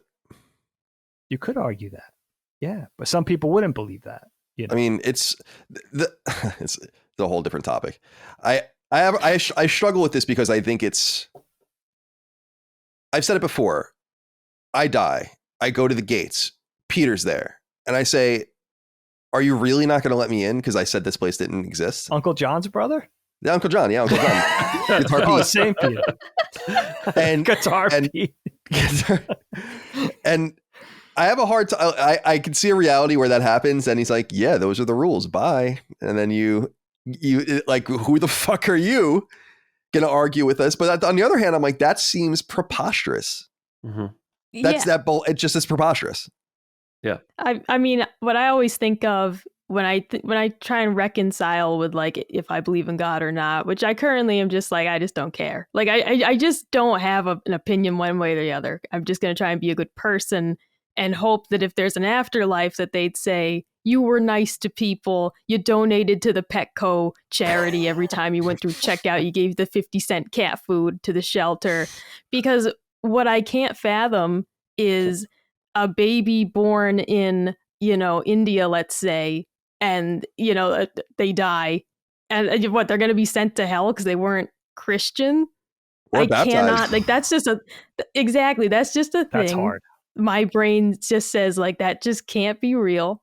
And that just can't be true, that God would say, oh, fuck that kid. I think like they weren't baptized. They didn't know about Peter and John and the bread and the fish. Now we get into a whole they're out of here. Different theological discussion of the age of accountability and whether that's a thing. Yeah, because I think, I mean, Catholic, I'm pretty sure, I mean, they're changing all sorts of the doctrine now because they have to modernize everything, but pretty sure that babies that are not baptized go to purgatory. That's just, I mean, that's what I've been told. This is why I struggle. And I can't ladies and reconcile gentlemen. that. This is very tough. I mean, we're talking from a Catholic perspective, by the way. We're very Catholic. Yes. In case you didn't know. I know a lot of Protestants are like, oh, there's other things. Yeah. And respect. But those are the things that make it very challenging. And evolution in Catholicism or other religions, I could speak to being a Catholic, is very necessary. But that also makes it seem arbitrary dating back in retrospect. It was like, now you could just change it. And it should change. And certain Catholic doctrines definitely need to change as far as I'm concerned. But you know what I mean? Like, we could just change it on a dime, and there's no rhyme or reason to when that happens. And the more I think about it, Dave, the more we've talked about it before. Like, I'm really struggling recently with heaven. Yeah. Like, what the fuck are you talking about? Makes it tough. There's a place where we all go, and do I have to be there? I like what version of me is there? I like that you get up to the gate though, because they why give you the false hope? They know before you get up there, right? They know you're not getting in before, but they make you go through the motions, and then they just send you down. You know, you see everything in there. Like it looks DMV. Wonderful. Yeah, it's strange. Like I don't understand. I just can't get over. You live a life parallel to Mother Teresa's. The only difference is you don't believe in God. And he didn't worship, but you did everything else, all the good works and charity and all the rest. And then they're like, no, you didn't worship me. Right. it seems insane. One thing. Yeah. I don't know. That's why, again, it's no disrespect to Christianity as a whole or Catholicism, our sect of Christianity, but it's, and I like half the rules of what I love about Catholicism and what I think is so interesting about it is, as I always say, is the tradition. Like half of this shit is just made up after the fact. Purgatory's not in the Bible. Like the fish thing. Yeah, that's exactly right. Yeah. We only eat fish on Fridays. Yeah, and like purgatory was like I like that one. Like some like Aquinas or someone, I don't know. And everyone's like, yeah, that sounds about right. You know? I don't know, dude. Was that though based on like that whole Tartarus thing in the Bible? These are all based on interpreters. They just elaborated on it. That's right. All the church historians of it and interpreters have gleaned all of this over time. You know, all of this new meaning out of it, And ultimately, it's what you want to believe, right? Like, I love the punk rock version of Jesus. Everybody's welcome, you know, that whole thing, that all embracing. But, you know, there's some older forms of Jesus and some other stories that go against that. So, you know, it's always buying into what you want in that a la carte style. I think a lot of it is that. I'm certainly guilty of that, where it's, you know, I take a little bit of this, a little bit of that. I don't like that. I don't like that gay people aren't welcome to get married here. I'm leaving that out. You know, that type of thing. So I put it all together and make my own thing. Is it even Catholicism anymore? No, it's Protestant. You're a Protestant. You're a Protestant. You are a Protestant. I mean, you got the black Jesus with the dreadlocks now. Yeah. I'll take which that. I'm a big fan of that. Jesus wasn't white, just for the record. Historical Jesus or God Jesus, either one. He was not white, just for the record. God Jesus definitely white. No, I'm kidding. Historical Jesus probably Middle Eastern of some sort. Cleopatra apparently black, Jewish, according to Netflix. I don't know. That seems unlikely since she was Greek and Macedonian, but nonetheless. All right, are we satisfied on this topic? Guys, no, it's tough. This is the all right, well, we'll move on nonetheless. As we wrap up, I wanted to do something easy. I just wanted to check in with everyone on how they're feeling about Amazon right now. The rainforest. The rainforest, the Amazon rainforest. Amazon.com, of course. And Amazon plays this ever-present part of my life to the point where I don't even think about it anymore. I've had Amazon Prime forever. I don't know, over 10 years probably. And so you just buy everything on Amazon. And I was listening to, I really like Barry Weiss, the old New York Times writer. She does a podcast called Honestly that's like super, super good. And she interviewed Peter Thiel. I don't know if anyone out there heard this interview yet. Peter Thiel, obviously like a right-wing Silicon Valley tycoon. He was the founder of PayPal and like Facebook's first investor. And oh, wow. He was a massive Trump supporter. And he's a gay man and all sorts of, he's an interesting enigma. He has connections to like Y Combinator, I think, and like, which is like where Silicon Valley incubates all their good ideas, and just a very well-connected guy. But he was making an argument. I really love listening to political stuff and economic stuff that challenges me. I brought up Curtis Yarvin a couple of episodes ago about how he makes an argument for like basically an American monarch, about how America should be run by like basically a CEO and a board, some sort of like established oligarch. And it's like, I don't know if I agree with that. I don't think I agree with that, but it's interesting to hear those those different kinds of ideas. And so I was listening to this interview with Peter Thiel on Barry Weiss's show, and he was saying how he was basically making a suggestion, and I think he's written about this, and I just wanted it reminded me of Amazon, and I wanted to bring it up. It's like, why don't you want the everything company? Like, why don't you want the all-encompassing tech company that runs so efficiently that it's impossible to compete with? Mm-hmm. And I was thinking about that because we have this natural affinity in the United States for, and in Western capitalist society for, like, this inherent idea of competition, and it's vital, and it is vital. But there's this argument that at some point, at some economy of scale with some businesses and some intent, like, why would you even care? And in fact, competition makes things worse. There was a very counterintuitive argument, and I found it really fascinating. And it all kind of revolved around, and in my head certainly all revolved around Amazon. And though Elon Musk is the one that talks about the everything app, and he's the one that kind of talks about it as a proper noun, and that's why I think he wanted Twitter, the idea that there's just, you'll never not, this thing can do everything for you. Yeah. I think Amazon's a hell of a lot closer. And I just wonder if you guys use them, if you interact with them. Micah and I we know our answer here, obviously, but curious about your guys. I mean, I spend thousands and thousands of dollars a year on Amazon. Me too. And it's for incidentals, it's for important things and big things. It's all, and I try my hardest to spread my money around, and I'm actually frustrated how hard that often is. I'll go to Walmart.com or I'll go to Target.com today and try to get this. Oh, I don't have it. Oh, it's fucking $20 more expensive. Right. It's like, and it all reduces down to, like, I'm part of the problem, but maybe he's right. Maybe we should embrace this. I don't know. I'm curious. Dig, how are you feeling about Amazon? And are you a consumer of Amazon? And I am. Yeah, we've had Amazon Prime for a long time. My family definitely thrives on it. There's an Amazon package every day, every other day, if not every day. Oh yeah, same here. It's pretty enormous. The scale of Amazon, ironically, it should occur to us daily, but it really hit home for me. And it might have been kind of a unique experience for me because I'm not on the road driving too much anymore since I started working remotely a few years ago, even before COVID. But I was coming home from Jersey, from the shore, from the beach, and I was driving up Pennsylvania Turnpike, and I drove into a squadron of Amazon trucks on the Pennsylvania Turnpike on this 5-lane highway, with more getting on at the 2 on-ramps. There were hundreds of Amazon trucks on the road, and I'm trying to drive, I ended up just driving into this flock of Amazon trucks. And I was like, holy shit, there must be, a fulfillment center over there, sort of Lower Bucks, where it comes into North Philly, I think. And I was like, holy shit, it really drove the point home of how enormous this operation is. I mean, daily, the Amazon trucks are driving around the cul-de-sac multiple times a day. It's huge. For me, it's with the nature of life, how busy things are, the frenetic nature, our lives are fraught with challenges. There's not enough hours in the day. I can't even see resisting the Amazon model of that one-stop shop, that convenience for everything. I think that would be really, I don't even know that many people that don't go in for it, if any, at this point anymore. The thing that bothers me about Amazon, I think a little bit though, I listened to the PBS documentary this morning, Kyle, because I knew this was your topic.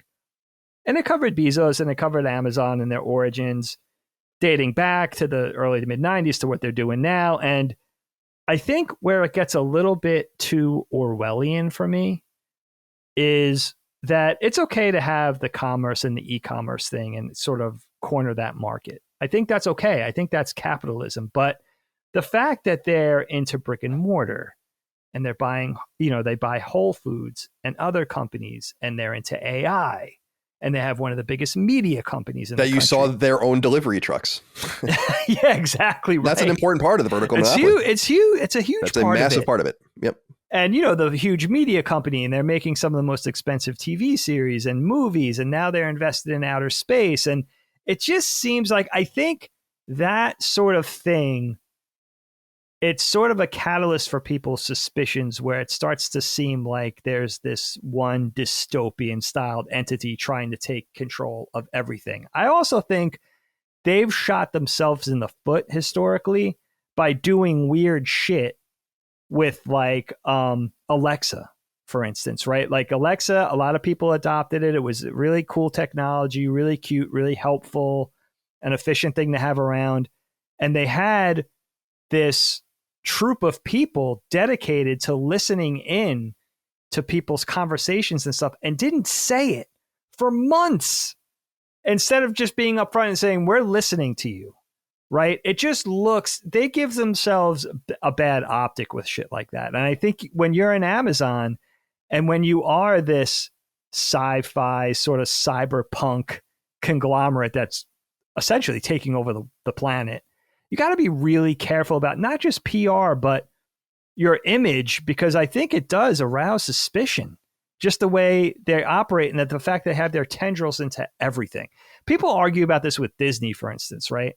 But at least Disney sticks to media and entertainment.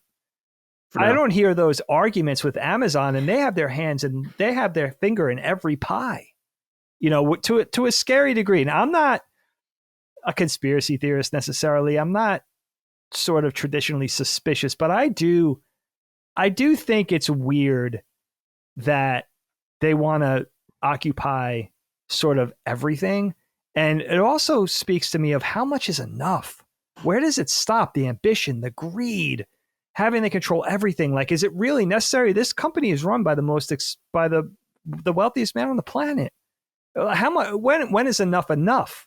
You know, type of thing. When it comes down to Amazon and buying things online and having Prime, I'm all in for that. But I think the reach is getting scary now. I didn't know Bezos was doing the space thing, and I'm not necessarily arguing. Blue Origin or whatever. You know, I'm not that whole Blue Moon project or whatever. I'm not arguing with those ambitions. It's just seeming to. I've never seen an entity, a person, a company want to seemingly have everything. And that's where it gets a little bit weird for me. It almost seems like, you know, we're reading an Arthur C. Clarke novel now, and it's not real life. And I think it gets people suspicious, and it gets Orwellian, and I can understand that. You know, I think they got to be real careful with that. Yeah, it's interesting. Amazon, I don't think you brought it up, but like they're also getting heavily involved in like medicine, and pharmaceutical, yeah, and that's where it got weird for me. Yeah. And where because you bought like some generic Amazon version of a medicine or something, right? Wow. I buy a Aleve because it's the best thing for when my back acts up, and Amazon had their own brand, and that felt really dystopian that I'm buying Amazon Basics brand Aleve. Like that was where I was like, oh, this is weird. Is it just my like medicine has Amazon on it? Is it just like a co-package thing? Like I assume somebody else or did they like establish their own? It's all it says on the box. Like, I mean, maybe in the very fine print, it might say, you know, Unilever or whatever, some brand, but like it just says Amazon on the box, naproxen sodium, and the same as what you would buy at Walmart with their Equal brand or whatever it is, their store brand, you know, and it's like, yeah, it's just boxed just like that of like, this is Amazon brand pain reliever. That felt really weird. Did we expect it to get to Wile E. Coyote levels of everything is Acme? Like every single thing, the rocket, the bird seed, you know, everything's Acme. Yeah, how prophetic was that? That's so weird. And it would be delivered to you. It would be delivered to him anywhere like that. Yes, that's true. That's a good point. And it was called Acme, which is not that far away from Amazon. It's very, very interesting. Yeah, it's and that's like my favorite Looney Tunes shit, as you know. So I never thought about that, but I don't know. What's interesting about them is that they are both aggressively pursuing a vertical monopoly and horizontal monopolies that create new vertical monopolies. So what I mean by that is like a vertical monopoly is doing something. So having a store, but you make everything in the store and you ship everything in the store and all of that. That's a vertical monopoly. Horizontal monopolies are like you're dominating different, you know, you're dominating whole sectors and then different parts of sectors or whatever. So they are going in both directions, moving both up and to the right or to the left and up and down or whatever. And so to me, the big thing when they basically began to cut FedEx and UPS and the USPS out, I was like, oh boy.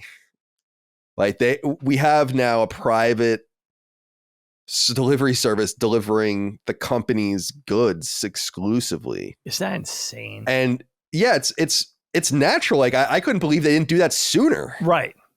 It's like they must have been on that problem for years. Like, how do we cut these motherfuckers out? And they still have to use them for like overflow, but they've largely cut them out. I mean, Yeah. It's funny, like USPS was actually growing and becoming bigger and more solid because of Amazon. Yes. You know, and they helped. And I think it still is helping. And there's a lot of e-commerce that doesn't go through Amazon that goes through them as well. But yeah, I just think of, I guess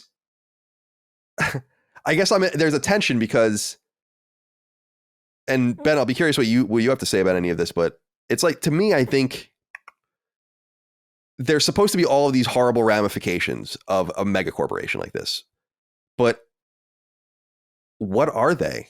And are they really outweighing the benefits of having it? And that's what he was kind of suggesting. So like, you don't get to pay you don't get to go to a mom and pop store and pay twice as much. That's what you're saying, basically. And when you think about that, it's like, yeah, you understand that you want to have a community and a place where people can go and vibrancy, but you're acting against economical law. And it's gonna steamroll you. And there might be some truth to that. Anyway, I'm curious what you think. Yeah, I agree with a lot of what Dagan is saying, but I don't think that outweighs my purely capitalistic mindset. And as someone who is not a multi-billionaire, I don't mind that other people are. Like, that doesn't, so like the whole Bezos and everybody else being super rich from it, like they were in the right place at the right time. Nobody can argue that their products are awesome. The website, the delivery service, the TV shows, whatever. I mean, it also wasn't passive. They're brilliant. Correct. Oh, yeah. Yes, it wasn't an accident. Right. And people make the argument that, oh well, everybody during the pandemic, got shut down and everything else like that. And as a business owner who suffered greatly from that, yeah, it kind of sucks a little bit. But guess what? I also wouldn't have been able to get toilet paper or whatever else I needed during that time if it weren't for companies like Amazon and Walmart that were still, that were whatever. So that's a whole different, rabbit hole to go down. But I don't know. I've spent a lot of money with Amazon. I've made a decent amount of money because of Amazon that I wouldn't have been able to make otherwise. I have great respect for their products. I know if I order something with very rare exception, I'm going to have it in 2 days. And like, that's stuff that I could, like these headphones, they're expensive headphones. I bought them specifically for editing and the type of work I need to do. And a very bespoke piece on it broke that the manufacturer, Sony, could not even replace it. They were like, we don't have that part in stock. We could special make it for you. So I hopped on Amazon and found it in like 3 minutes. Somebody else made it. And the only place they sold their products was on Amazon. Yeah. Like there are things like that. So I fixed my $400 headphones for like $18. Great. There are definitely advantages to it. Most of our internet runs on Amazon. I don't know about the whole space thing. Like I'm not, or the medicine thing. Like that's kind of goofy to me, but like where companies have the opportunity to make new products that benefit humans, like our humanity, I think I'm all for that. And the reality is, if they weren't reaching out into these more horizontal areas, then either we just straight up wouldn't have them, or somebody else would, and they would charge just as much or more. And the other thing is that, like, if they weren't constantly investing in new products, then guess what? They just have more money. They're not going to go broke with what they're already doing. Sure. They're going to still keep making money, but instead they're returning some of those profits into other ventures that are then, arguably helping us as a culture be able to reach into new areas. So like your option is either they continue just making lots of money, or they make more money by spending some of the many billions of dollars. So I think as a capitalist, at least, I'm a capitalist in pretty much everything except for healthcare, that I think it is good. And I think that they should be allowed to make all the money they want as long as they are not actively injuring people, actively hurting people. Right. And as a consumer, I think that it's great. It's convenient. It's a good product. Pretty much everything of Amazon's I've ever used has been good. And as someone, I don't anymore, but as someone who used to sell and distribute things on Amazon and wouldn't have been able to achieve that without their like huge network. Like I wasn't going to set that all up on my own. That was also a good thing. And I mean, honestly, if it weren't for Amazon, there were months I wouldn't have been able to pay my mortgage in the past. So like, it's hard for me to think that there is some big evil when I can't see any ramifications of it. Now, when the Terminators come and Skynet takes over, I'm going to probably disagree with that. But, it is what it is. All right, we got cut off there. What were we even talking about? Ben, were you talking? I just said, I don't know how much of it got cut off. Amazon's pretty cool, if you ask me. I don't think very much of it got cut off. We got the whole audio, Okay. So we'll make sure it's all spliced in properly. Yeah. We didn't lose anything. Don't you worry. Your pretty little head. I can't say that to you anymore. I can't call you pretty. Why? Why not? Why can't you call a man pretty? That's David not Bowie Mad was Men pretty. anymore. He was really pretty. Was. He was pretty. But Colin never called him pretty to his face. No. I don't know if he would have liked that. Micah, do you have anything you'd like to add about Amazon? Yeah. First thing is that I got this topic in the email and I was like, oh, we're just going to talk about how much we like Amazon, which was great because I shop a lot. Women be shopping, as they say. Women stay shopping, yeah. And it is where Amazon got weird for me, like we touched on, was, I go to order my Aleve and they have their own brand of it. And the thing was, at first I was like, I'm not going to order that. But it literally was like $10 cheaper than even the generics. I'm like, I can't justify spending $10 extra on this. Like, I just can't. So I just was like, fine, I'll buy into it. I'll buy the Amazon medicine. But I will say that Amazon is rolling back some of their Amazon Basics branded items because they just aren't good. Like if you look at, for example, Amazon branded like Dutch ovens, they have like horrible reviews and people say the paint peels off really fast. And it's one of those people are realizing I should just spend the extra $40 on a Lodge brand item than saving a few dollars on something like that should last a lifetime. Sure. There are just items that you just shouldn't cheap out on, which we've touched on this show before. And I am seeing, though, Amazon like stuff that's not being restocked and they are actively getting rid of some stuff. I think batteries was one of the items that Amazon Basics is moving away from because of various issues they had of like, they're essentially just putting their labels on someone else's batteries, but then like the batteries are like catching fire. And it's like, well, we clearly didn't pick a good company to make these. And we shouldn't be liable for batteries exploding. So we don't want they're like that. Wish.com products that they're just putting their name on. Exactly, though. And that's the problem of like, well, they thought they could just slap Amazon Basics on anything. And it's like, well, it's actually a piece of shit and it makes Amazon look bad. So they are seeming to curate things a little bit more and realizing that their customer base is smart enough to be like, I'm not going to replace my pots and pans every year. They should last longer than that. Yes. Like that's just no bueno. Can't like some be of this stuff should disposable. last you years and years. And you can't just say, well, I'll buy the cheapest one right now and replace it 6 months from now. It's just not how you want to live. But I am sometimes surprised.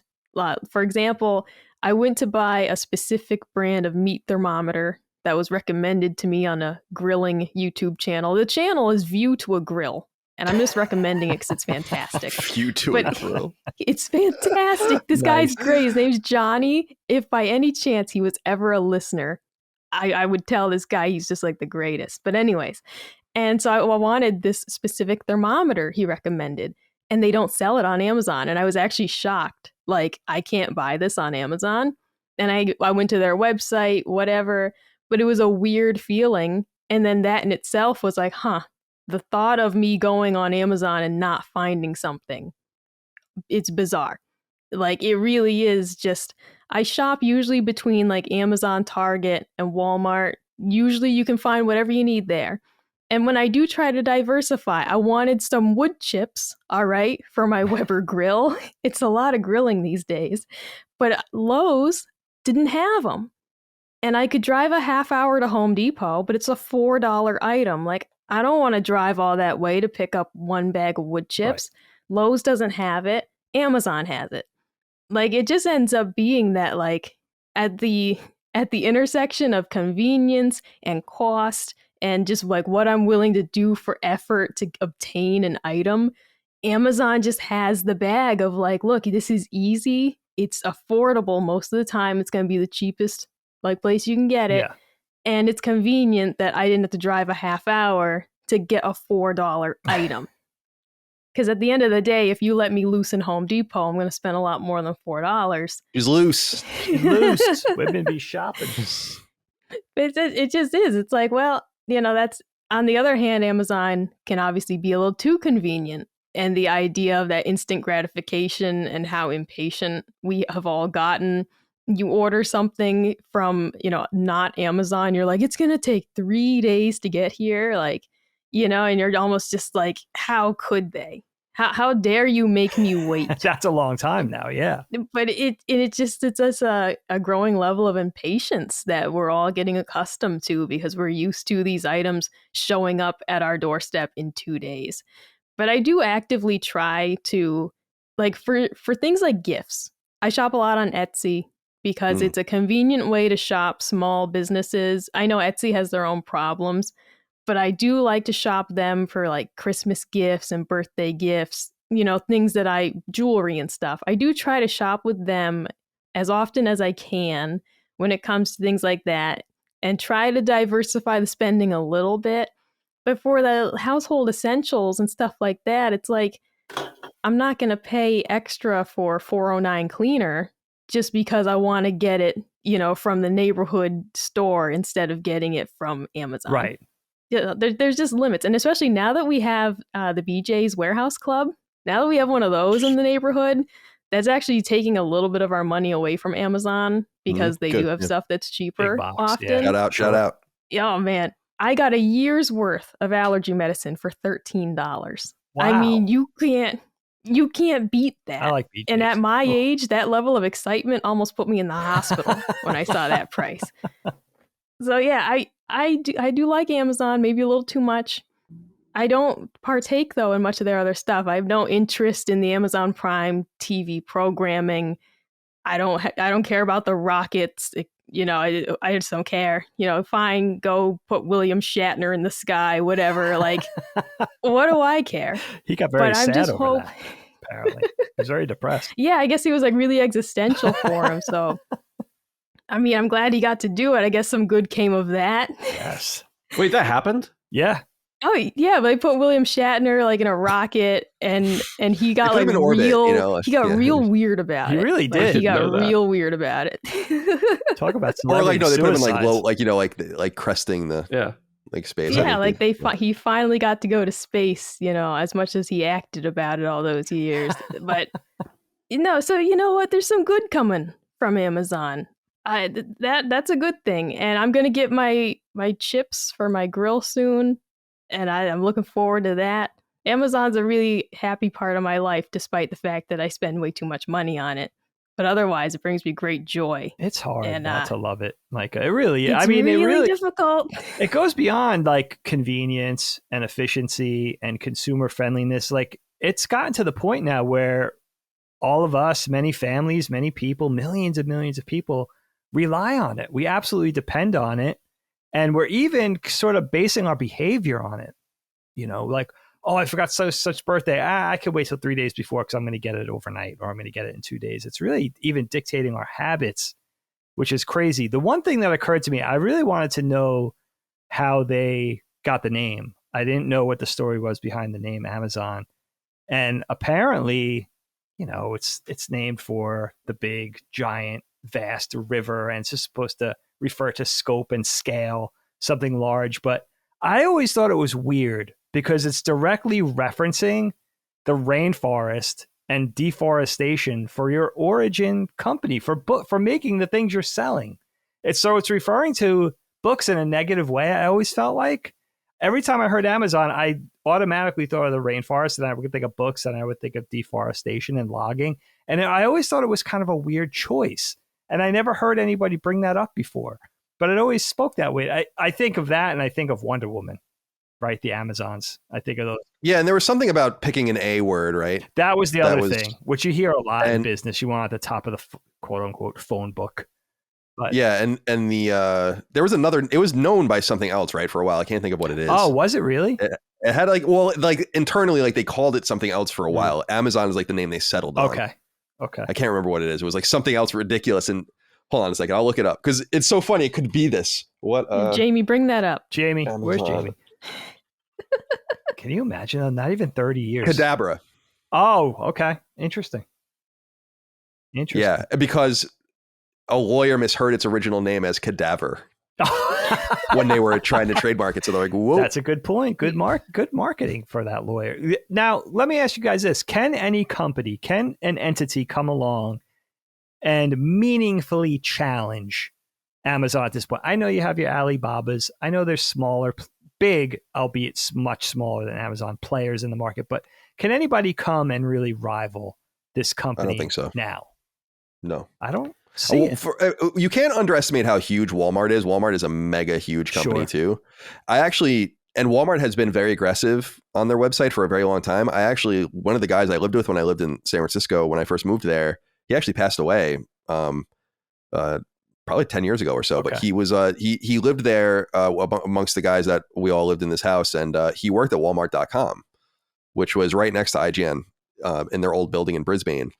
And they were, and this was in 2007, and they were always really, really very aggressive in trying. And we always talk about that, like they're trying to like be very aggressive. They're kind of Amazon in reverse. Okay. Walmart has what Amazon wants, which is actually ironic, which would be brick and mortar space. And Walmart has plenty of it, and they want digital presence. Sure. And it's so that's where Whole Foods came from and all of that. I would imagine, because we're talking about Price Club, and I would think if Amazon didn't think they would get in trouble with regulators and stuff, they might try to open like a mega center style Walmart and see what happens. They were opening physical bookstores. They got supermarkets. Right. Buying Whole Foods. But people were so upset, but that changed nothing about Whole Foods at all. No. No. And they just wanted like something to stick have a stake, like and get into the grocery game and the Instacart competition. So what I think is, here's what I do think is that Amazon isn't a problem as long as other companies can create huge vacuous companies for themselves, which is not stopping anyone from Target is still very vibrant, even though it doesn't do anywhere near the business that Amazon does. And Walmart still does great in brick and mortar.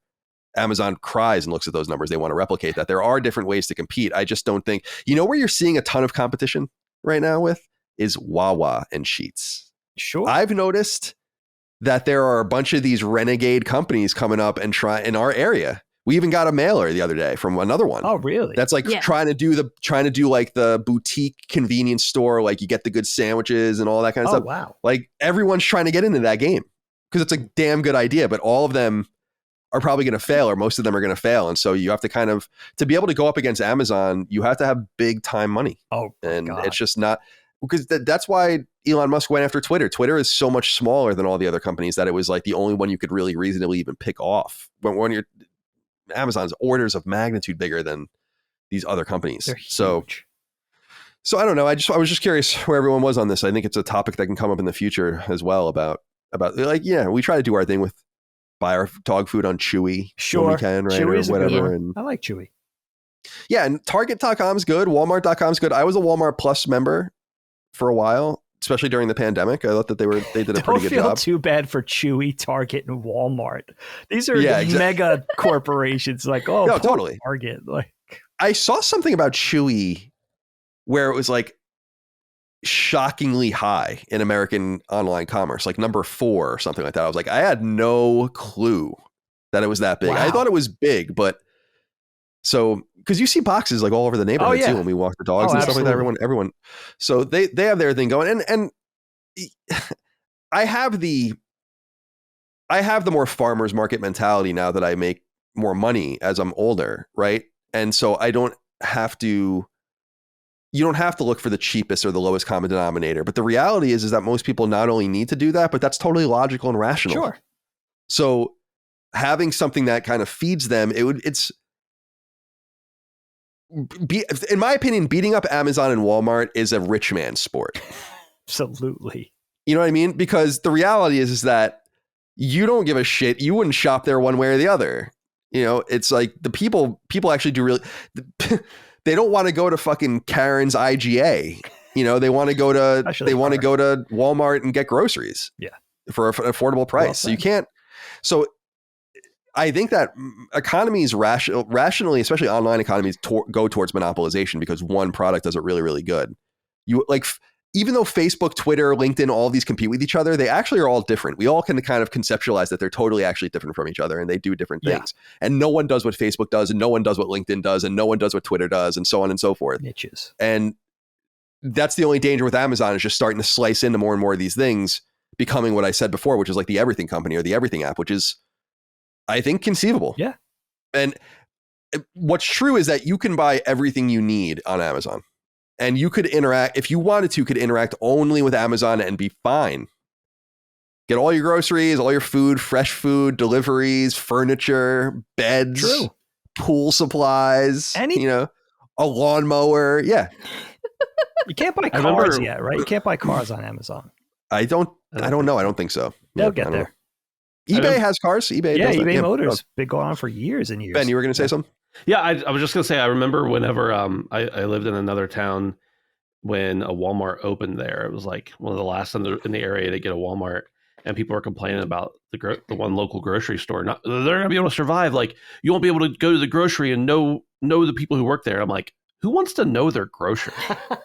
Does anybody actually want to be on a first name basis with the guy that stocks the shelves? I don't. Okay, we did though. We did. I grew up with a family-owned grocery store, Foster's. Yeah. Shout out to Foster's in Greenfield, Massachusetts, owned by Bud Foster and Sons. Are they gone? Bud died. Well, Bud died. They're still open. His sons are very much alive, but it was fun. You'd go to they had the stamp counter. You go buy stamps, and the lady that worked there, Babette. She was great. Red-haired lady. Yes. I don't know if she's still alive. Okay, there's some people who want to know their groceries. It's like Cheers. There are some very weird people it was who want to know like their that. grocers. Andronico's in San Francisco was like that. The supermarket I used to go to, it was the rich person's supermarket, but I just went there because it was like in my neighborhood and I didn't want to walk all the way to Safeway, so I just did the best I could. But I certainly didn't belong in there. But like everything was twice as expensive. I'm like, why am I here? This sucks. And that's what I'm saying. It's like, the cheapest possible and the highest quality is good. One thing is for sure is that we live in a blessed time. I mean, it's almost unfathomable. If you could even explain to someone a few hundred years ago what's going on, they would be like, what the fuck are you talking about? Like what? You like cross on the Mayflower and you're over here in the 1600s and it's like, oh, you got sick, you're dead. Oh, you don't have any wood for a fire, you're going to freeze to death. Oh, you have no food, you're going to die. You don't know how to fish. Oh, that's too bad. It's like, I can't do anything. Kyle, I'll argue this point. I'll tell you right now, the world is so crazy right now and fraught with anxiety and upsetting shit and the World War III on the pinnacle and everything. I would argue if things weren't this generally convenient with Amazon and stuff, we would just all be suicidal at this point. If we had totally. I do think that what keeps the peace, prosperity keeps the peace. If things weren't at this level technology wise, we would have ended it all already. We would have just fought World War III to get it done, just to be like, the United States would have turned into a fascistic dictatorship a long time ago. You know what I was reading about recently, and I watched a little documentary. I have to watch the rest of it. Is there was a plot in the business plot. It's called. Do you guys know anything about this? You ever hear about this? It was like a fascistic plot amongst American oligarchs who were going to try to depose FDR and install a dictator. And it was a real thing that like it never happened, obviously. Like they never executed it, but it was this thing with like, I think JP Morgan and some of these other guys might've been involved in it. It's really interesting. It's called The Business Plot from 1933. Definitely check it out if you guys want to read a little bit about some conspiracies. It's not even a conspiracy, it happened, but so yeah. And that was because of the Great Depression. So you can imagine that if things went downhill with the economy, then we would be susceptible to probably a Christian nationalist Handmaid's Tale style takeover. All right. On that pleasant note, let's get the hell out of here. Let's go around the horn and say goodbye to everyone. Ben, goodbye to you, my friend. Goodbye. Any closing comments? No, I think my family is out for the afternoon, so I will have some uninterrupted time to work, and then hopefully be able to hang out with them in the evening instead of reversing that today. So yeah, that's what I'm looking forward to. Working uninterrupted. Oh, good. Yeah, that's nice. That's nice. And have a nice weekend. Yeah, we record on Friday, so everyone have a good weekend. Dave, goodbye to you. That does sound very pleasant. Listen, we started the show talking about our upcoming Constellation merch. Very exciting. I'd like to issue this challenge. Who's going to get the first Constellation tat? People are always bragging about their secret symbols tats on Twitter, blah, blah, blah. I don't even know. What is sacred symbols? That's, I don't know, some podcast. It's some show. Who's going to get the first Constellation tat? I issue this challenge, and as a reward, Colin will pay you. No, you'll get my maybe, I don't know, but you'll get my undying gratitude. I want to see the first Constellation tat. I don't think it's out of the realm of possibility. This could happen. It could. Right? It could happen. Well, I'm sure someone will do it. We're waiting. Let's wait. Micah, goodbye to you. Goodbye. If someone gets a Constellation tat, maybe even like right on their teat, for example, I'll send them a can of bread. You get a Constellation tat on your tit, I'll send you a can of bread. That'll be the deal. I'll sweeten the pot a little. Limit 3. Limit 3. I'll send you, because there's 2 flavors of the canned bread. So you know what? If I can find them both, I'll send them both to you. If you get the tattoo, I mean, limit 3 participants. The fourth person to get first the tattoo person is only. You're going to make people not get the tattoo. Like, are you going to require threatening proof? them with canned bread? Proof of the tattoo? Like, Yes. I mean, they gotta share a picture. How else would we know? Yeah, you got to get the I just pic. want to make sure. Yeah. And you have to have someone photo. spray 409 on it and rub it. I did want to give a It'd be shout comfortable. out though. When Dagan sent his topic email and it just said Karma, my first thought was the wrestler, Karma, the WWE diva. Oh. So I just want to give a shout out to her because she was amazing in her heyday. She's very much alive. She's just retired. Okay. But that was my first thought. I saw Karma and I was like, oh, the wrestler. And then I realized, like, no. Yeah, that's what no Dagan's one topic else was would think of Karma that. the wrestler. Yeah. Wrestling. It's a good Let's topic. have an hour though. conversation about Wrestling's a Karma good the topic. wrestler. We could have an hour conversation about her. She's very interesting.